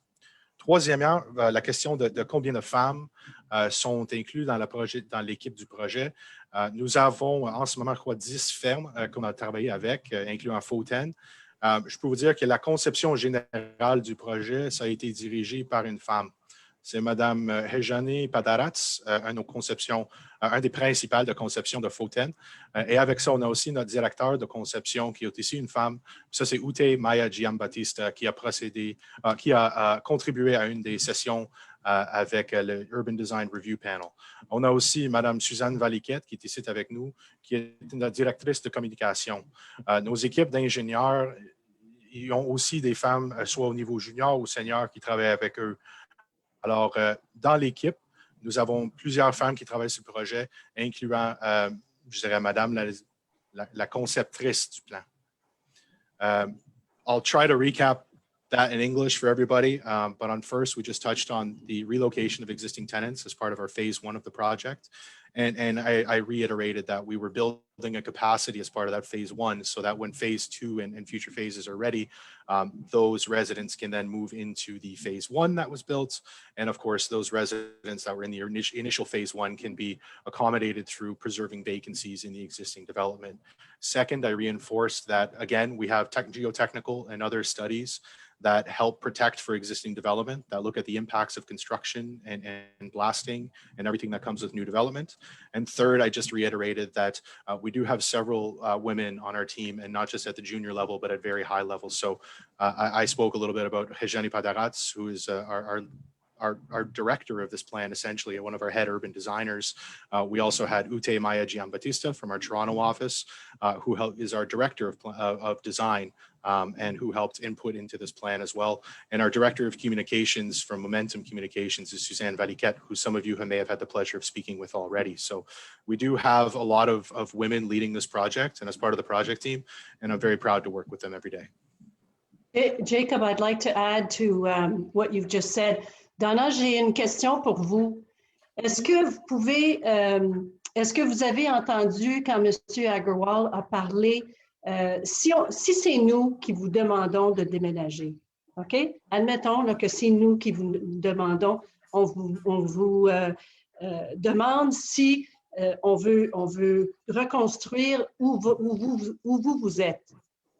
Ce qu'on va faire, c'est qu'on va vous trouver une autre unité sur les lieux, sur les terrains de Manor Park Estates, et puis on déménage votre famille dans une unité qui est pareille à la vôtre ou meilleure.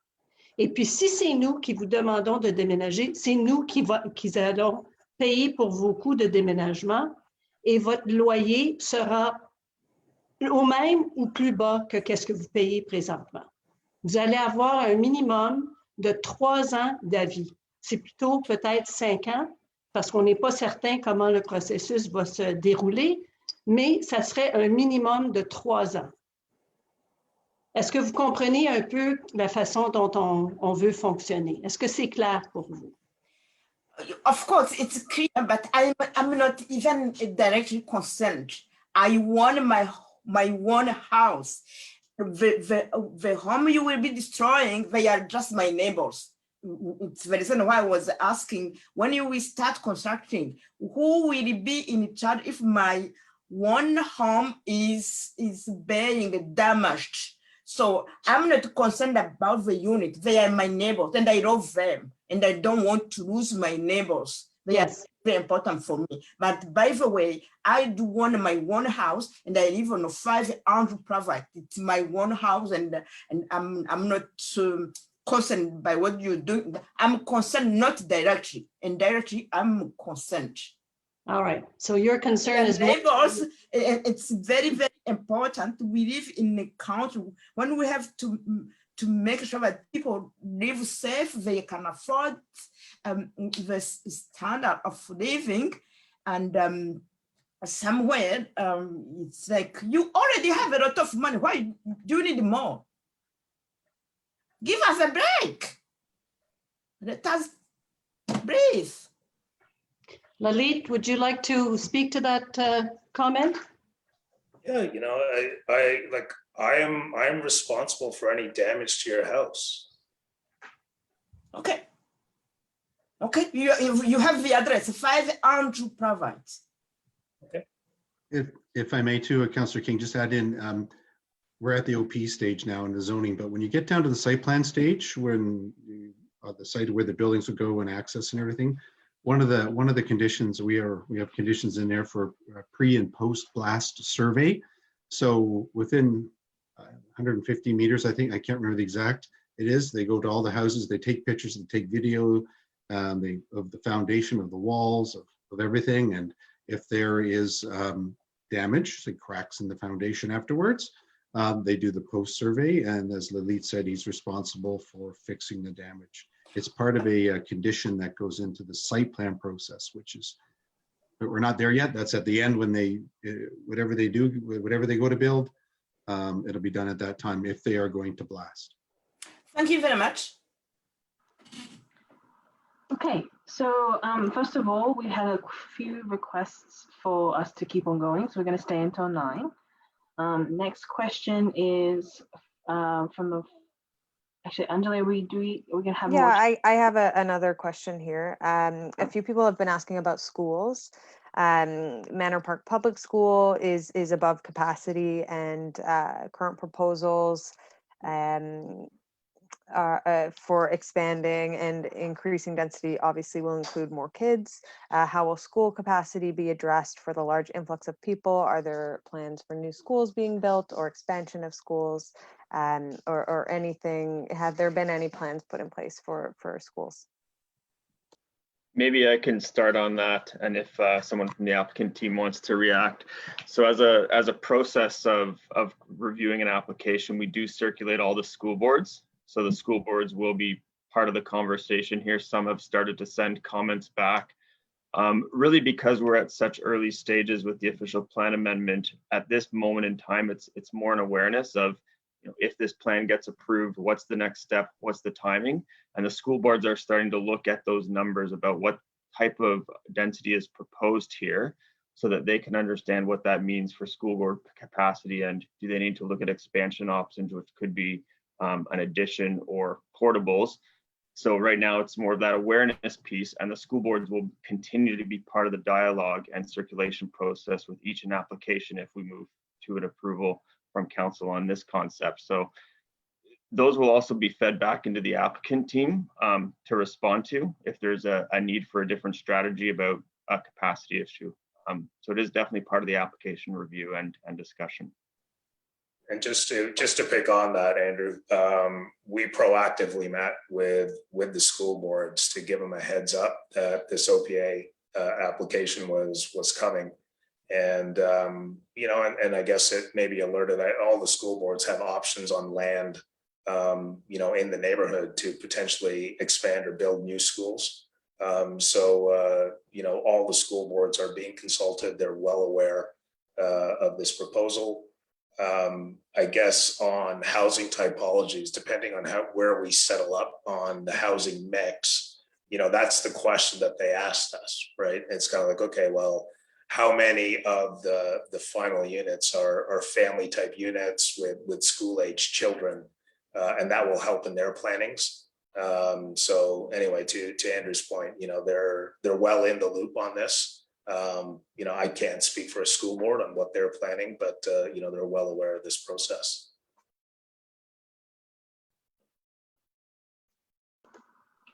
Okay, next question is from Natalie Belovic, who I know is third on the raise hand, but had asked earlier because her raise hand function wasn't working. So go ahead, Natalie.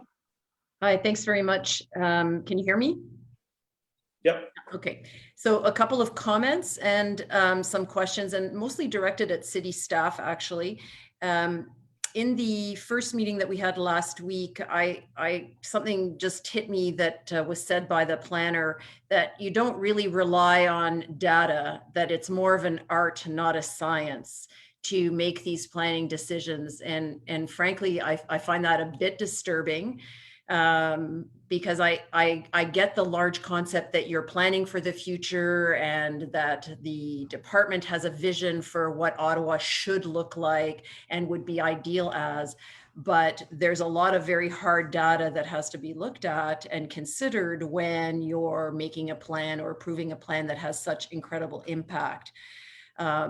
You said in this meeting that the turning of the interprovincial bridge on the Aviation Parkway is not about you and the city, that it's provincial and federal, so it doesn't, you're not really considering that. Well, that data though is going to, if that does happen, will not only hugely increase traffic flow in Manor Park, on Hemlock, and on Montreal Road, but also the green space that the developer has presented as part of the available green space in the community is actually no longer going to be usable green space because it's going to be beside a highway.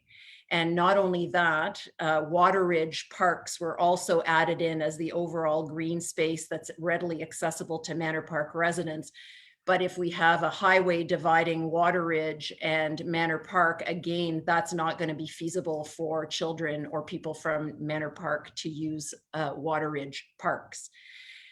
So I get that, you know, the developers come forward to put a proposal, but unless you, the city, have better grip and answers on the overall very large picture, it's hard to approve a plan that could have some significant impact if certain things do happen. And as far as Manor Park School, the developer also shows that as green space, and currently that is our main Manor Park West Park. However, the school board owns the entire site. And should the school board decide they want to close that school to go build a bigger, nicer, newer one in Waterridge Village, and they would sell that to a developer, well, then the small parks that the developer is proposing currently don't anywhere come close to meeting the needs of recreation for the current population and the new population that would be added.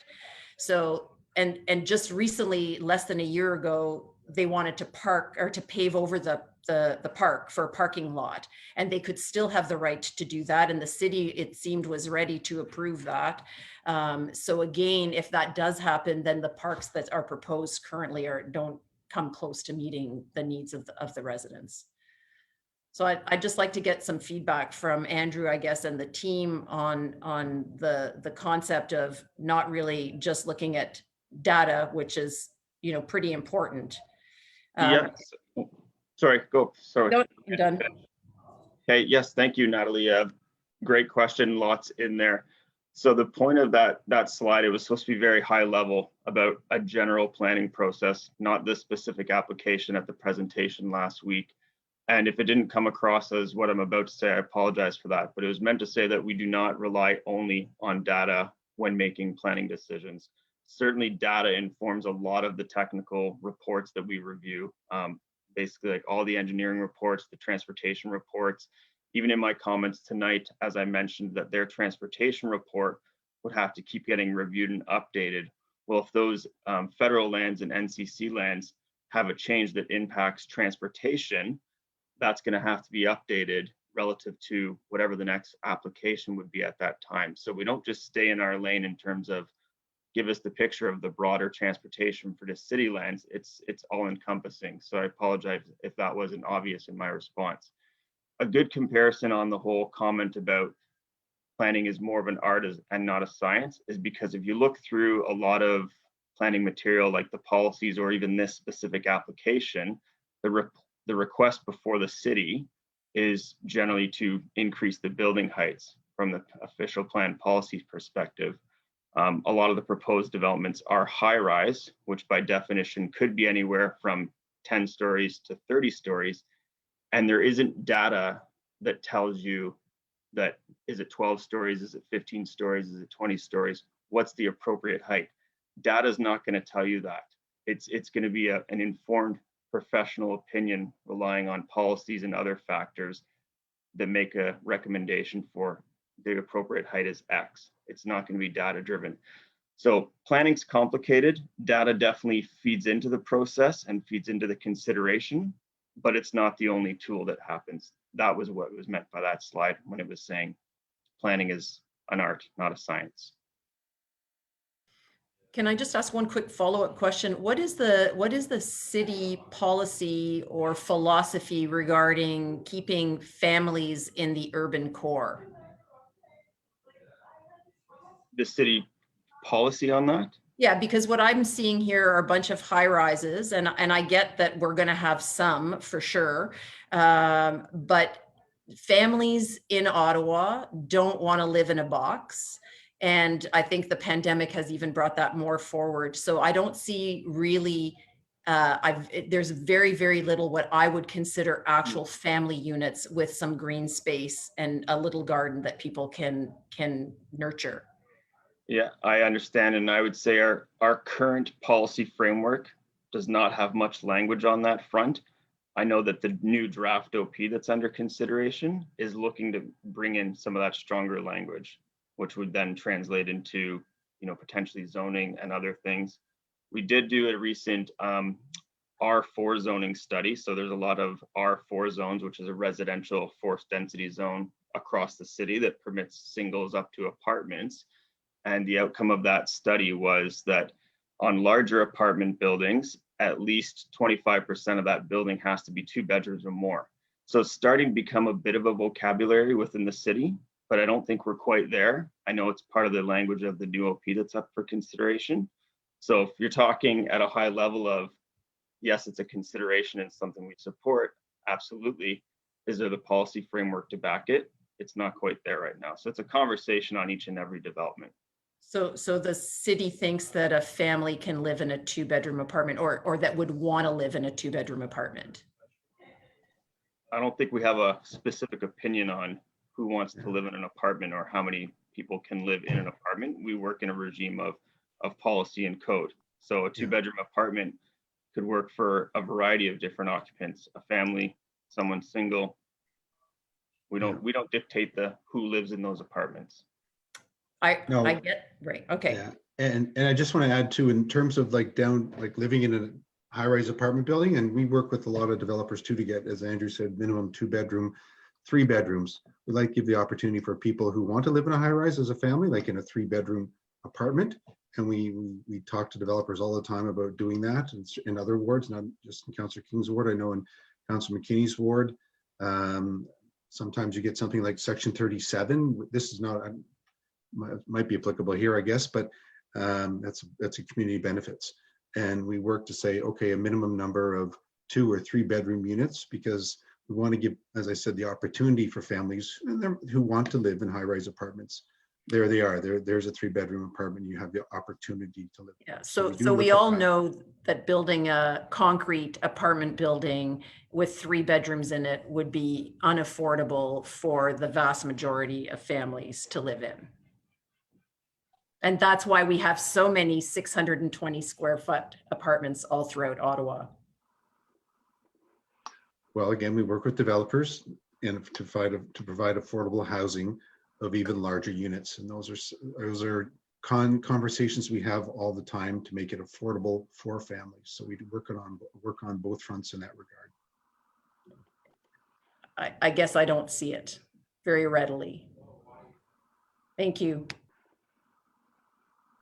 If I could add just one comment. Response is Miguel Tremblay. I'm a partner at FOTAN. I work with Jacob, but my community is also going through intensification. And what intensification does is it allows for instance, older residents to transfer out of their homes into these, what ends up being very accessible product, because it's defined by elevators and everything else. And it allows them to transition in place into their communities. And what's happening now is my street, as a result of some of these new apartment buildings, is rejuvenating with families. So what was, an older couple that's pushing 80 across the street is going into an apartment, and then a new family comes into the neighborhood. So it does allow for a cycling of people, and it allows them to stay in their community longer because it allows them to age in place, downsize, and then it also allows new people to come in, whether it's a young family or a couple coming into an apartment, and then eventually cycle through the neighborhood. I lived in Manor Park as well at different times in my life. That's what apartments do, though. When you inject some apartments into these communities, it allows people to move around and create space, if you will. So thank you. Okay, I have another question from the chat here. What are the plans to mitigate, if there are any, plans to mitigate the impact of the removal and replacement of the buildings and their associated brick chimneys that are used by chimney swifts, which are a threatened species? So are there any plans to protect that endangered species while that construction is taking place? Yep, I can speak to that. And thank you very much for the question.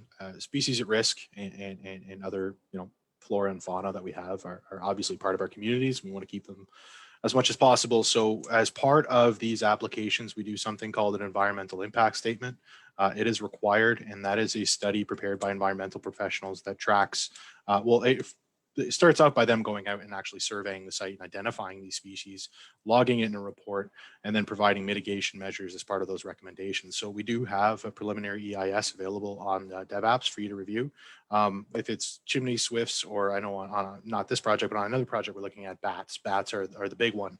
And so the mitigation measures for when it comes to that it has to do with nesting seasons and ensuring that demolition takes place outside of specific nesting seasons, depending on the breed that is there.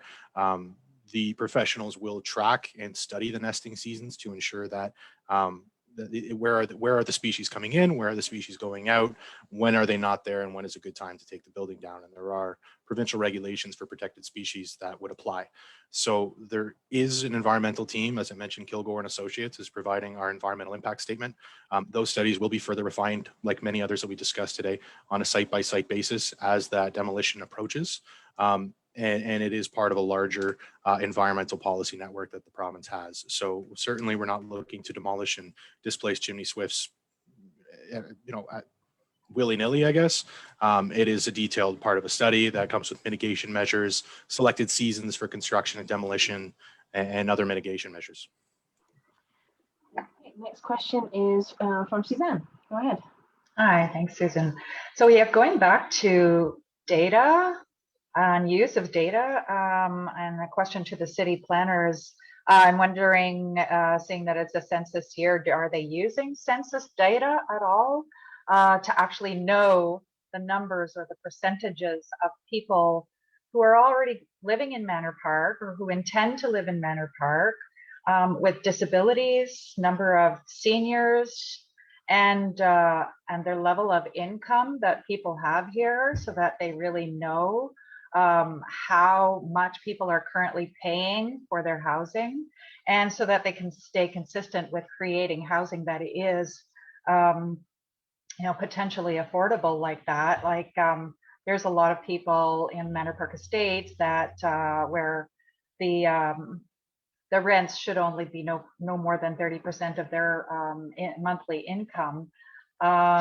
So Acorn, for example, is calling for the city to ensure that at least 25 to 35% of affordable housing citywide is developed, is included in these developments. I'm just wondering if the city has those figures and is really incorporating that thinking and those figures into the types of units that they're building. Hi, Susan. Good question. So it's a bit of a yes and no type answer. I mean, from the city perspective, we do have a whole group called Research and Forecasting, and that is where they live.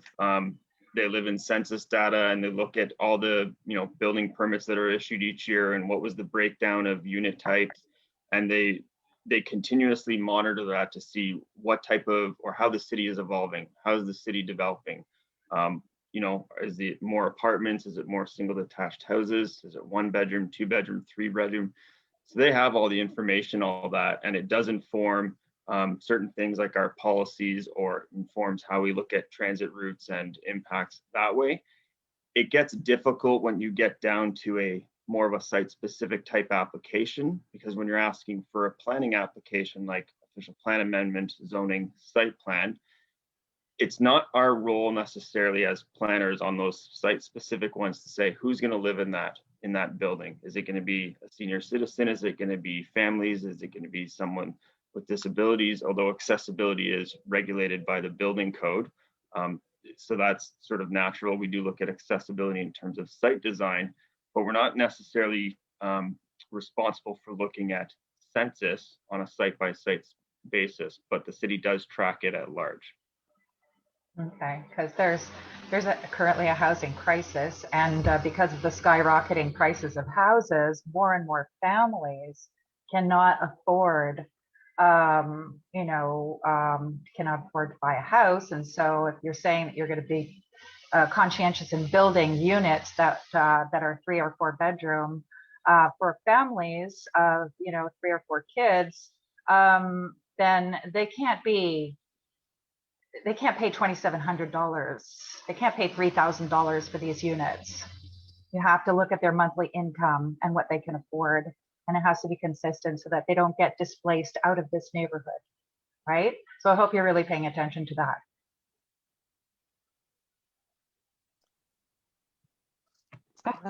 Thank you. All right, I can take another chat question here. Is there any plan at this moment for any of the proposed new buildings to be specifically targeted towards seniors or assisted living options or any kind of supportive living? I could start on this, but so the answer is if there is a demand, absolutely. I think one of the most exciting outreaches that we've done is Suzanne Valiquette, who you've seen, coordinated calling all of our residents. And maybe Suzanne, you can chime in about some of the feedback you got. But for our existing units, one of the interesting ones that came out was, hey, I've lived here for 40 years. I don't want to leave, but the stairs are really hard for me right now. And that got us thinking, right? So maybe in some of the initial phases, you have aging in place type units, seniors type living, flats, so absolutely, that's a consideration. Suzanne, I don't know if you had anything to add on that. No, just that we did hear quite a few tenants tell us that was what they were looking towards. And they like the idea of staying there because they have friends. Some of them have lived there for more than 30 years. One gentleman has lived there for 49 years. And so this group is ready to move into a retirement place. And it was made very clear that the units that they were living in now, they realized would be problematic for them in 5 to 10 years from now. So I'm glad that that was something that came out that was very positive, and the tenants really appreciated the fact that we were going to take that back to Lalit for consideration. Okay, next person with a hand up is Mary Hickman. Well, I'm not Mary Hickman, but I'm Mary Hickman's son. No, I'm Mary's husband, David Goldfield, and first of all, I've spoken to Lalit personally on a one-to-one, and very impressed with his integrity, with his knowledge, with his, I believe, his intentions here to really think through what's going on and be responsive. My question and my concern, which I think is quite frankly something that hasn't been raised to my knowledge by anyone else, but I think it's one of the biggest issues here is, and with all due respects to Lalit and his family, you guys are primarily property managers, and obviously you've got a large number of properties that you manage and probably very good cash flows and lots of assets, but we're talking about a mega project here, which in my knowledge, I've lived in Ottawa a good part of my life, I can't recall a project of this magnitude that is so complex, because you're dealing with infill, you're dealing with relocation, you're not dealing with a greenfield, massive piece of land building 4,000 units. But so my kind of question is,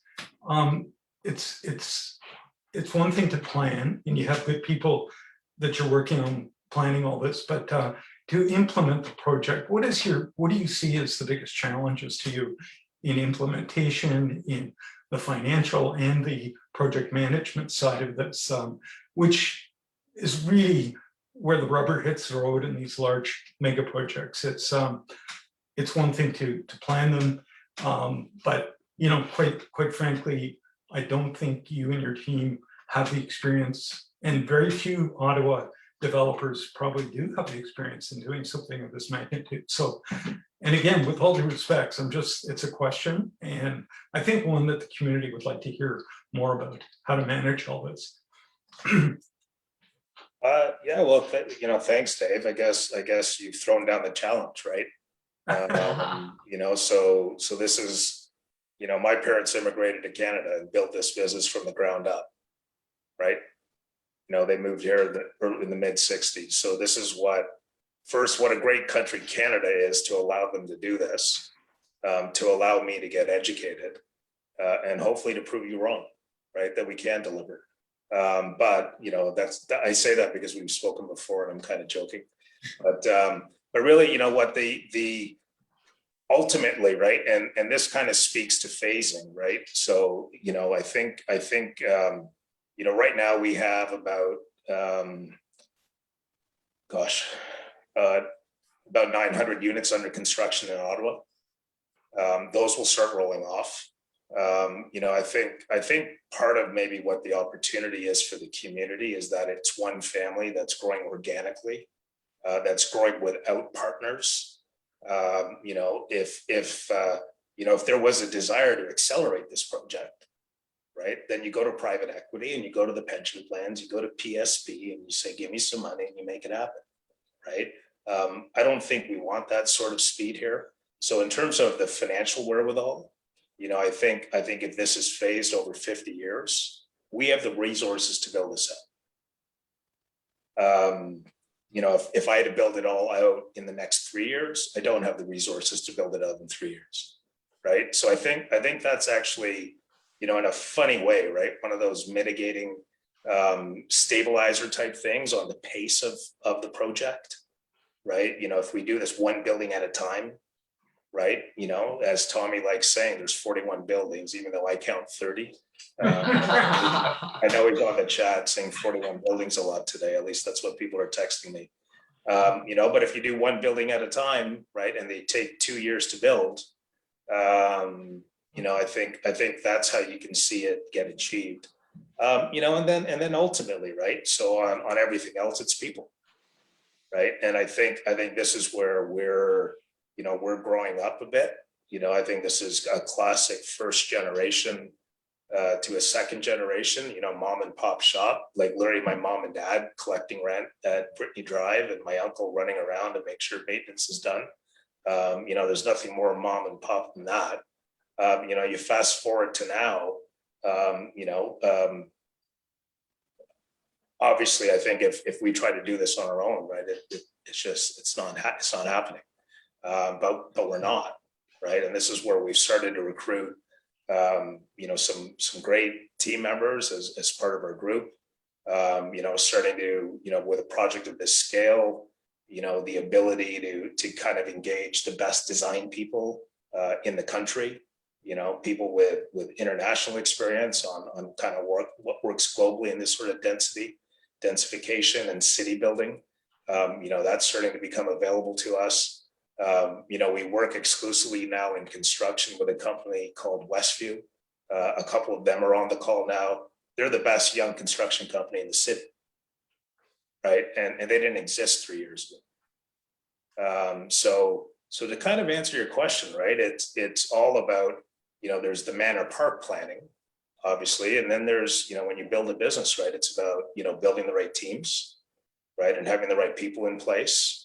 And yeah, no doubt it's a work in progress, right? But I think, that's really the challenge, the opportunity.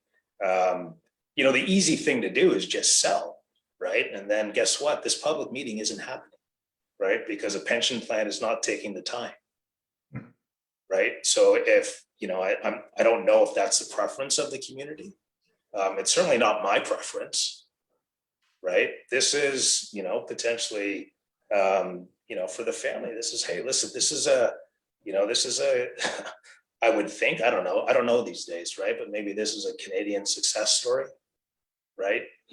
A man who kind of, came to Canada to go to the University of Alberta and then somehow ends up working in Environment Canada in Gatineau and ends up, with this sort of real estate development potential, and his wife who worked at Tenants, right, at StatsCan, and they both left their government jobs to do this. So yeah, no, I know there's the skepticism and, but I think that's kind of what keeps you going and kind of want to, really make this happen even that much more. So no, thanks for the question, Dave. Thank you. The last question for the night we're going to take is from Irene, who's also had her hand up, very patient. Thank you. Hello, I'm a resident of Manor Park, owner. Looking at the current proposed plan that was presented on June 7th, was spoken about eliminating surface parking. Will adequate visitor parking be created so that visitors to the potential up to 4,000 new units will not impact the residential side streets with the inevitable overflow?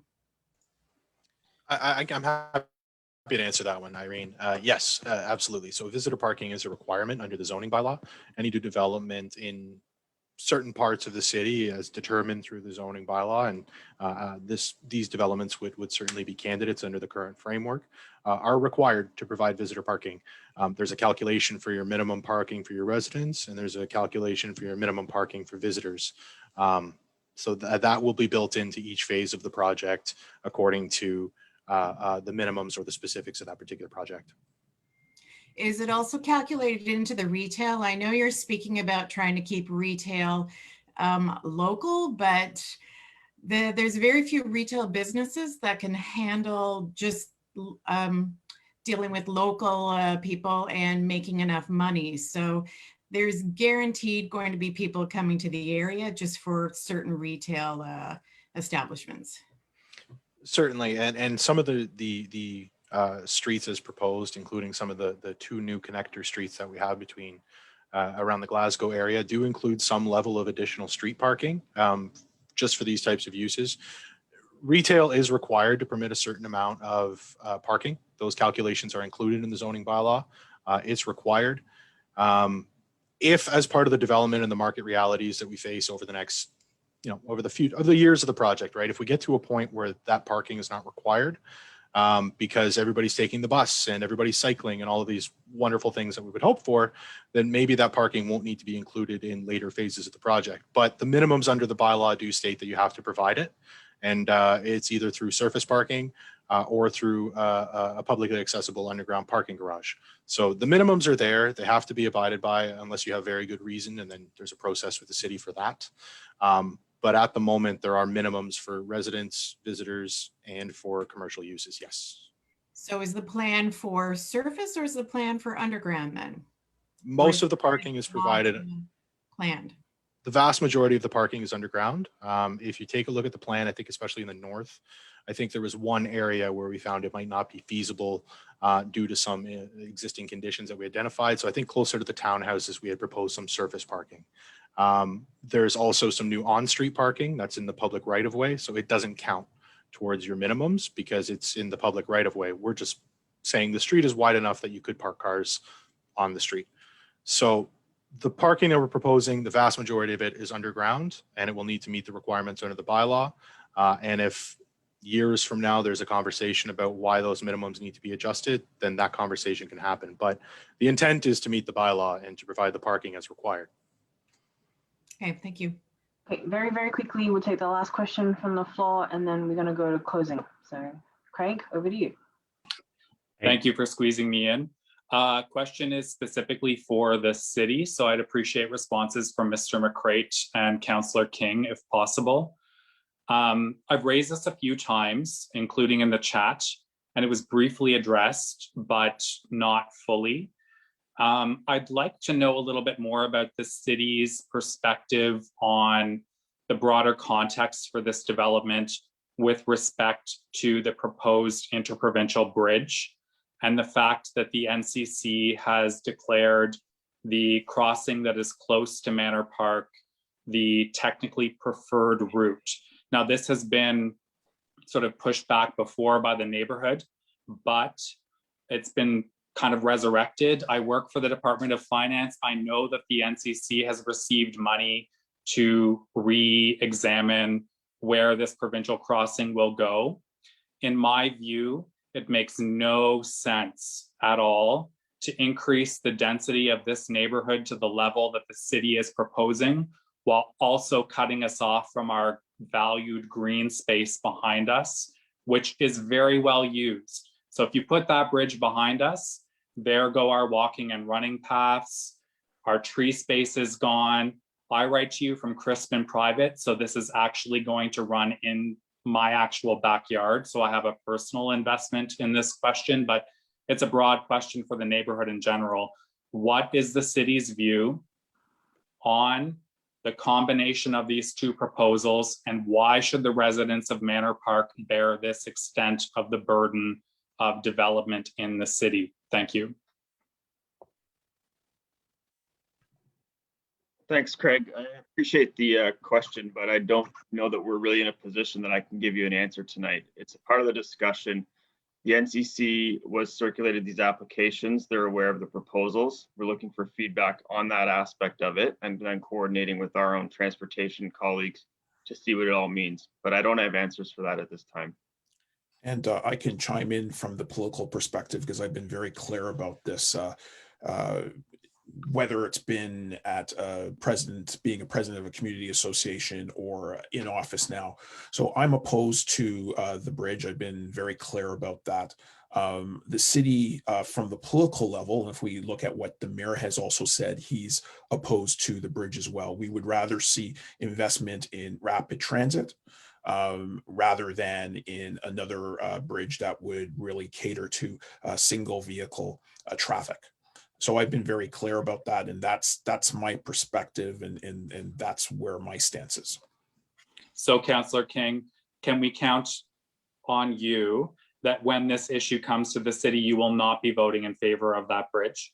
Well, we wouldn't be voting on the bridge. The bridge is federal responsibility. I understand that, but I mean, we've been very clear. As I said, we've had issues arise at council, and it's been made very clear that from the municipal standpoint, and I'm talking about the mayor is opposed to it. I am politically opposed to it, and I've gone on record many times saying that. And we will obviously provide feedback to the NCC in their study process. But we are not for a crossing that would really interface with the Manor Park community. So I've just been very. And my last comment will be, I just will ask for your understanding in this, that if you're adding density and then also the NCC is proposing these other massive changes at the same time, that it's not an acceptable answer, as we heard earlier in the evening, that these things are not coordinated in your decision making. These are things that are going to impact our lives on a daily basis, and they, like, whether this is NCC jurisdiction and this is sort of the city's jurisdiction, that's irrelevant to us. These things are both going to happen to us possibly, and they need to be coordinated in a coherent way. Thank you.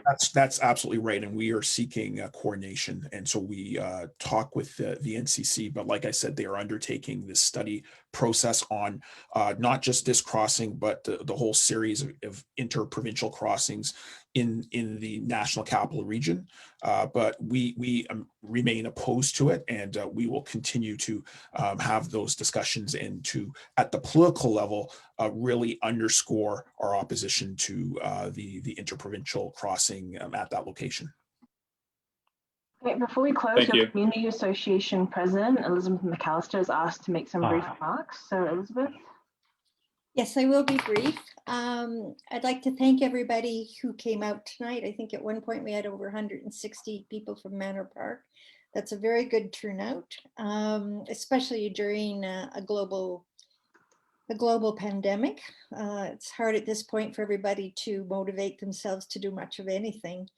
So thank you for coming. We'd also like to thank Councillor King for having organized these 3 meetings. We had asked for the last 2 meetings, and they were organized the way we asked them to be. And we'd also like to thank Lalit for his constant message of wanting to work with the community and to build a community that builds on what we love about Manor Park. And we've just done a 500 person survey. We got a very good response rate for our survey, and we'll be sharing the results of that. But one thing that Manor Parkers love is their green space and their quiet streets and the trees that we have.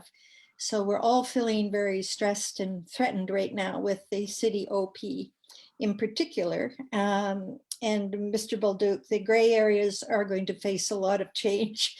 You mentioned the other day that we probably wouldn't change very much, but we face tremendous change with the official plan coming. And I would say that tonight, I think you've all heard the voices of Manor Park with, I think, one exception of a person who thinks the project should go ahead as it is. Most people are very uncomfortable with the project in terms of what's at stake right now. And as Doug James said earlier tonight, the OPA is about one thing, and that's about zoning. So even though we wrote an over 20-page report responding to the entire 220-page application by Fotan, we actually didn't realize that this was just about one thing, and that's zoning. So we've written a second 10-page, I'd hoped it would be one. Anyway, a 10-page response that you can all see along with our first response on manorparkcommunityassociation.ca. And that both of these responses were built on the survey. They were actually written with many people within Manor Park actually writing sections of the paper. And the same with the last 10-pager. There were many different pens from across Manor Park on that paper. It's not just a small development group on Manor Park Community Association. And we also took into consideration email traffic going back and forth, Brenna's concerns about Manor Park Hill, and Sarah's concerns about Jeffrey. So you can find it all there, but I think we know that the community has said we don't want high rises and we don't want buildings that are over 15 feet. And we don't need buildings to announce that you're arriving in Manor Park and therefore being higher. We could actually, we would love some Indigenous art, for example, saying, here you are at Manor Park and that nice grove that's on the corner of Hemlock and Saint Laurent. And on density, I think, Jacob, your concerns about meeting the city's plans for intensification should be alleviated. In fact, according to members of the Federation of Citizens Organizations who are using the data from the city itself, which is that, I just don't have the number of apartments, but if you look at where the density is to come from within the city, it boils down to about 5,000 units per ward over 19 years for 19 wards, not counting the inner city wards. So, and in fact, we already have over 1,000 units already being built on Beechwood. So the entire ward would only have to build 4,000 units as a whole. So I think we can easily meet the city's density targets while reducing the number of units here. We can do our share.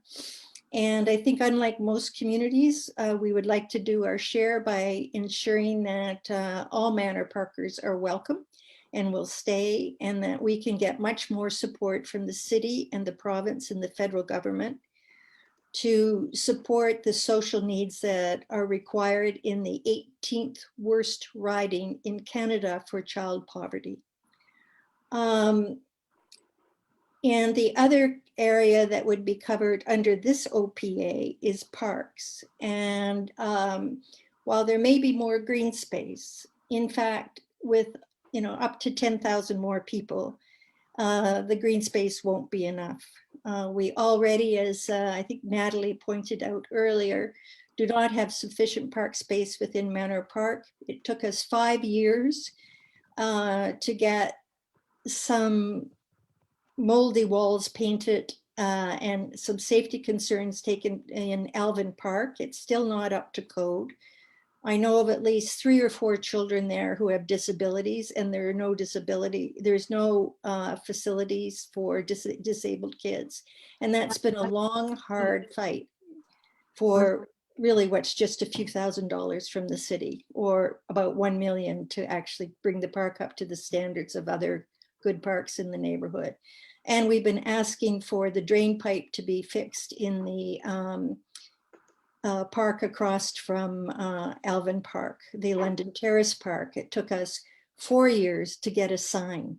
And the justification for the sign was women's safety. And it took us 4 years. And finally, last summer, I decided I would call every week until I got the sign. And I finally got it. I should have bought it myself. So, we need more parks. The city wants 1.2 hectares to 3.2 hectares to be the size of parks in our city. And we would hope that I don't think this should all be up to the developer. But we do need larger parks, and we need parks where kids can play sports. But I guess, so those are the 3 areas that would be covered in our, in this OPA, and what Craig would be taking, what Andrew will be taking to council. All of the other issues that are important to us, like environment, will come later, or the design of buildings. That's not at this stage. Now it's height, density, and parks. There is one other concern that we have, and that is that if we take the request that's been put forward by Fotin for the massive number of new buildings coming in, whether it's 30 or 41, I count it myself as well, Lily. So I do think it is 41, but I'll buy you a bottle of wine if I'm wrong. Our concern is that the amendments, the zoning amendments to allow these heights will vastly increase the value of the land. And that will make it easier and much more profitable to sell. It will also make it much more tempting to sell. And this is difficult for us because it arbitrarily increases land prices in a neighborhood that's struggling to stay at a level where families can afford to live here. So I hope, Andrew, that you will take this into consideration. The decisions of the city are going to have very long tracks in this neighborhood. This is a very long project. Let's not rush into having to rezone the whole area right now. Let's focus on where the building will be and then come back to rezoning later. That's one option. The other concern I have. Can we ask you to wrap up really quickly, please? Because we're trying to. Yeah, I will wrap up. I just have 2 more sentences. The other concern, frankly, I have is I don't want to work with other developers. I want to work with Elite. And I know that many of you have great concerns, and I fully understand those concerns. But I know from working on the Beechwood Village Alliance that developers are very different. And we have a very different developer here. We're talking. And I'm sure that we're going to see changes. I trust that we're going to see the changes that we need and want, and that our neighborhoods will not be destroyed. And that we will build into the OPA, we will find a way to build in a social contract that ensures that should areas be sold, and we end up with one of those other developers, that the tenants' rights are protected. That's very important to all of us. I've been very touched by how our citizens, our residents, the first thing they ask when they call is, will the Manor Park residents be okay? Will the Manor Park Estates residents be okay? So I guess with that, I would just like to thank everybody again and thank Lalit.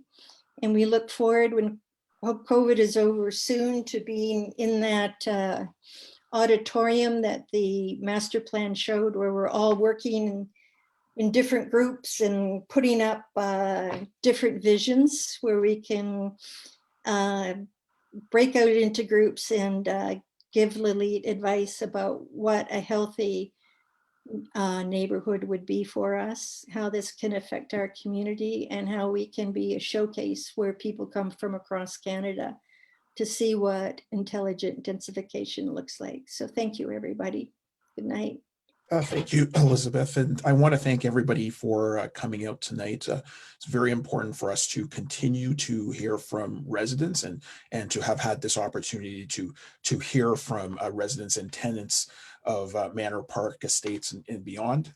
So it's absolutely necessary in order for us to make reasoned, rational decisions, especially around planning, for us to have real meaningful input from the community.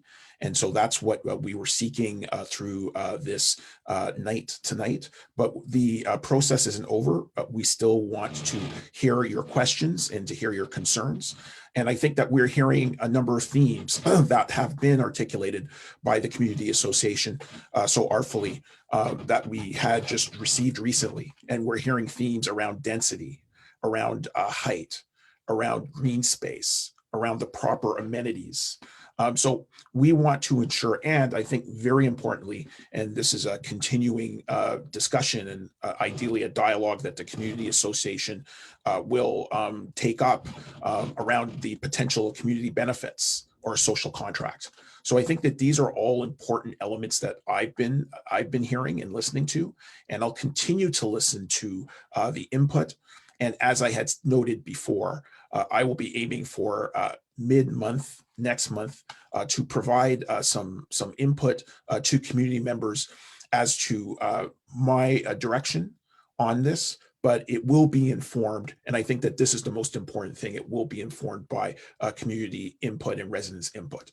I think there was a great comment made during the discussion where people had noted that what they want to see is a thoughtful, sustainable proposal, and that they're not opposed to the idea of densification outright, but what they want to see are plans that really complement the community, looking at all of these specific areas.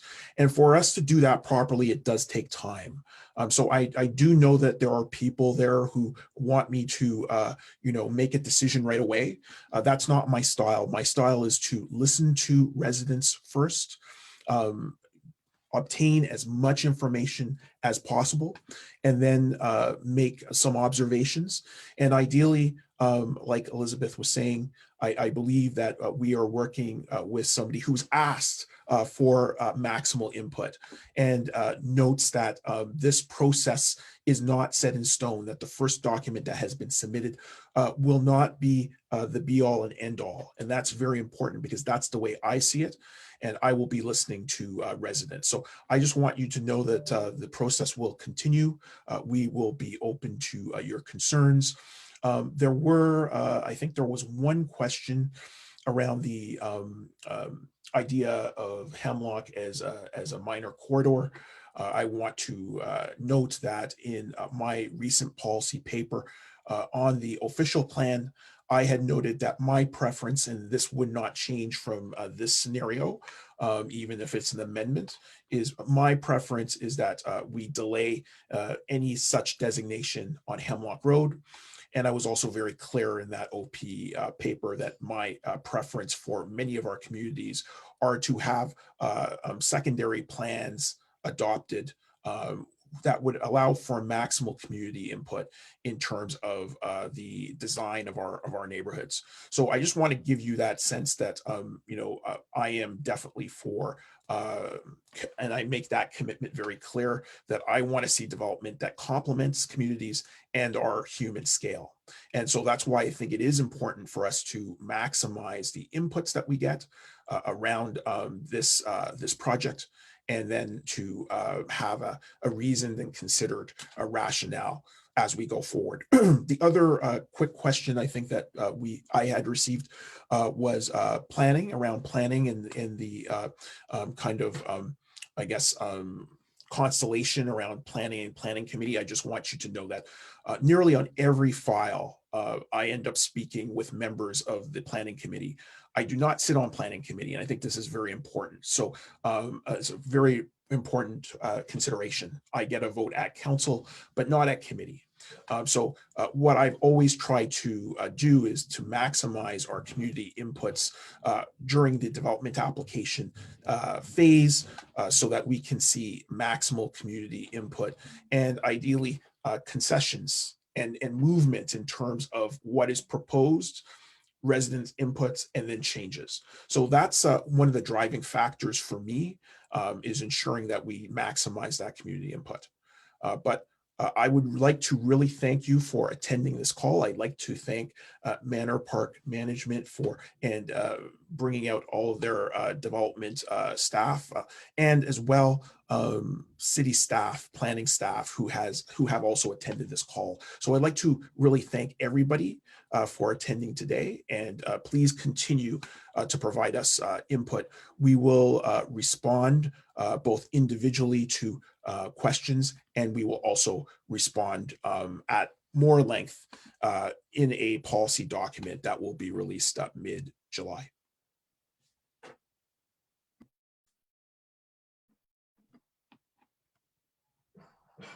And I'd like to thank everybody for attending. The other thing we will do, as noted before, is we will capture all the questions and the comments from this Zoom meeting tonight. The other key thing is, if you've missed any part of it, we know there was thunder showers and that this has been a longer meeting. This meeting will be available on my Facebook page. So you can just look for that at facebook.com/Ralston King, or it will also be made available on my ward office's YouTube channel at youtube.com/Ralston King. So we will ensure that all of this information is captured for you for reference. But thank you so much for coming out tonight, and we will continue to engage with you on this file.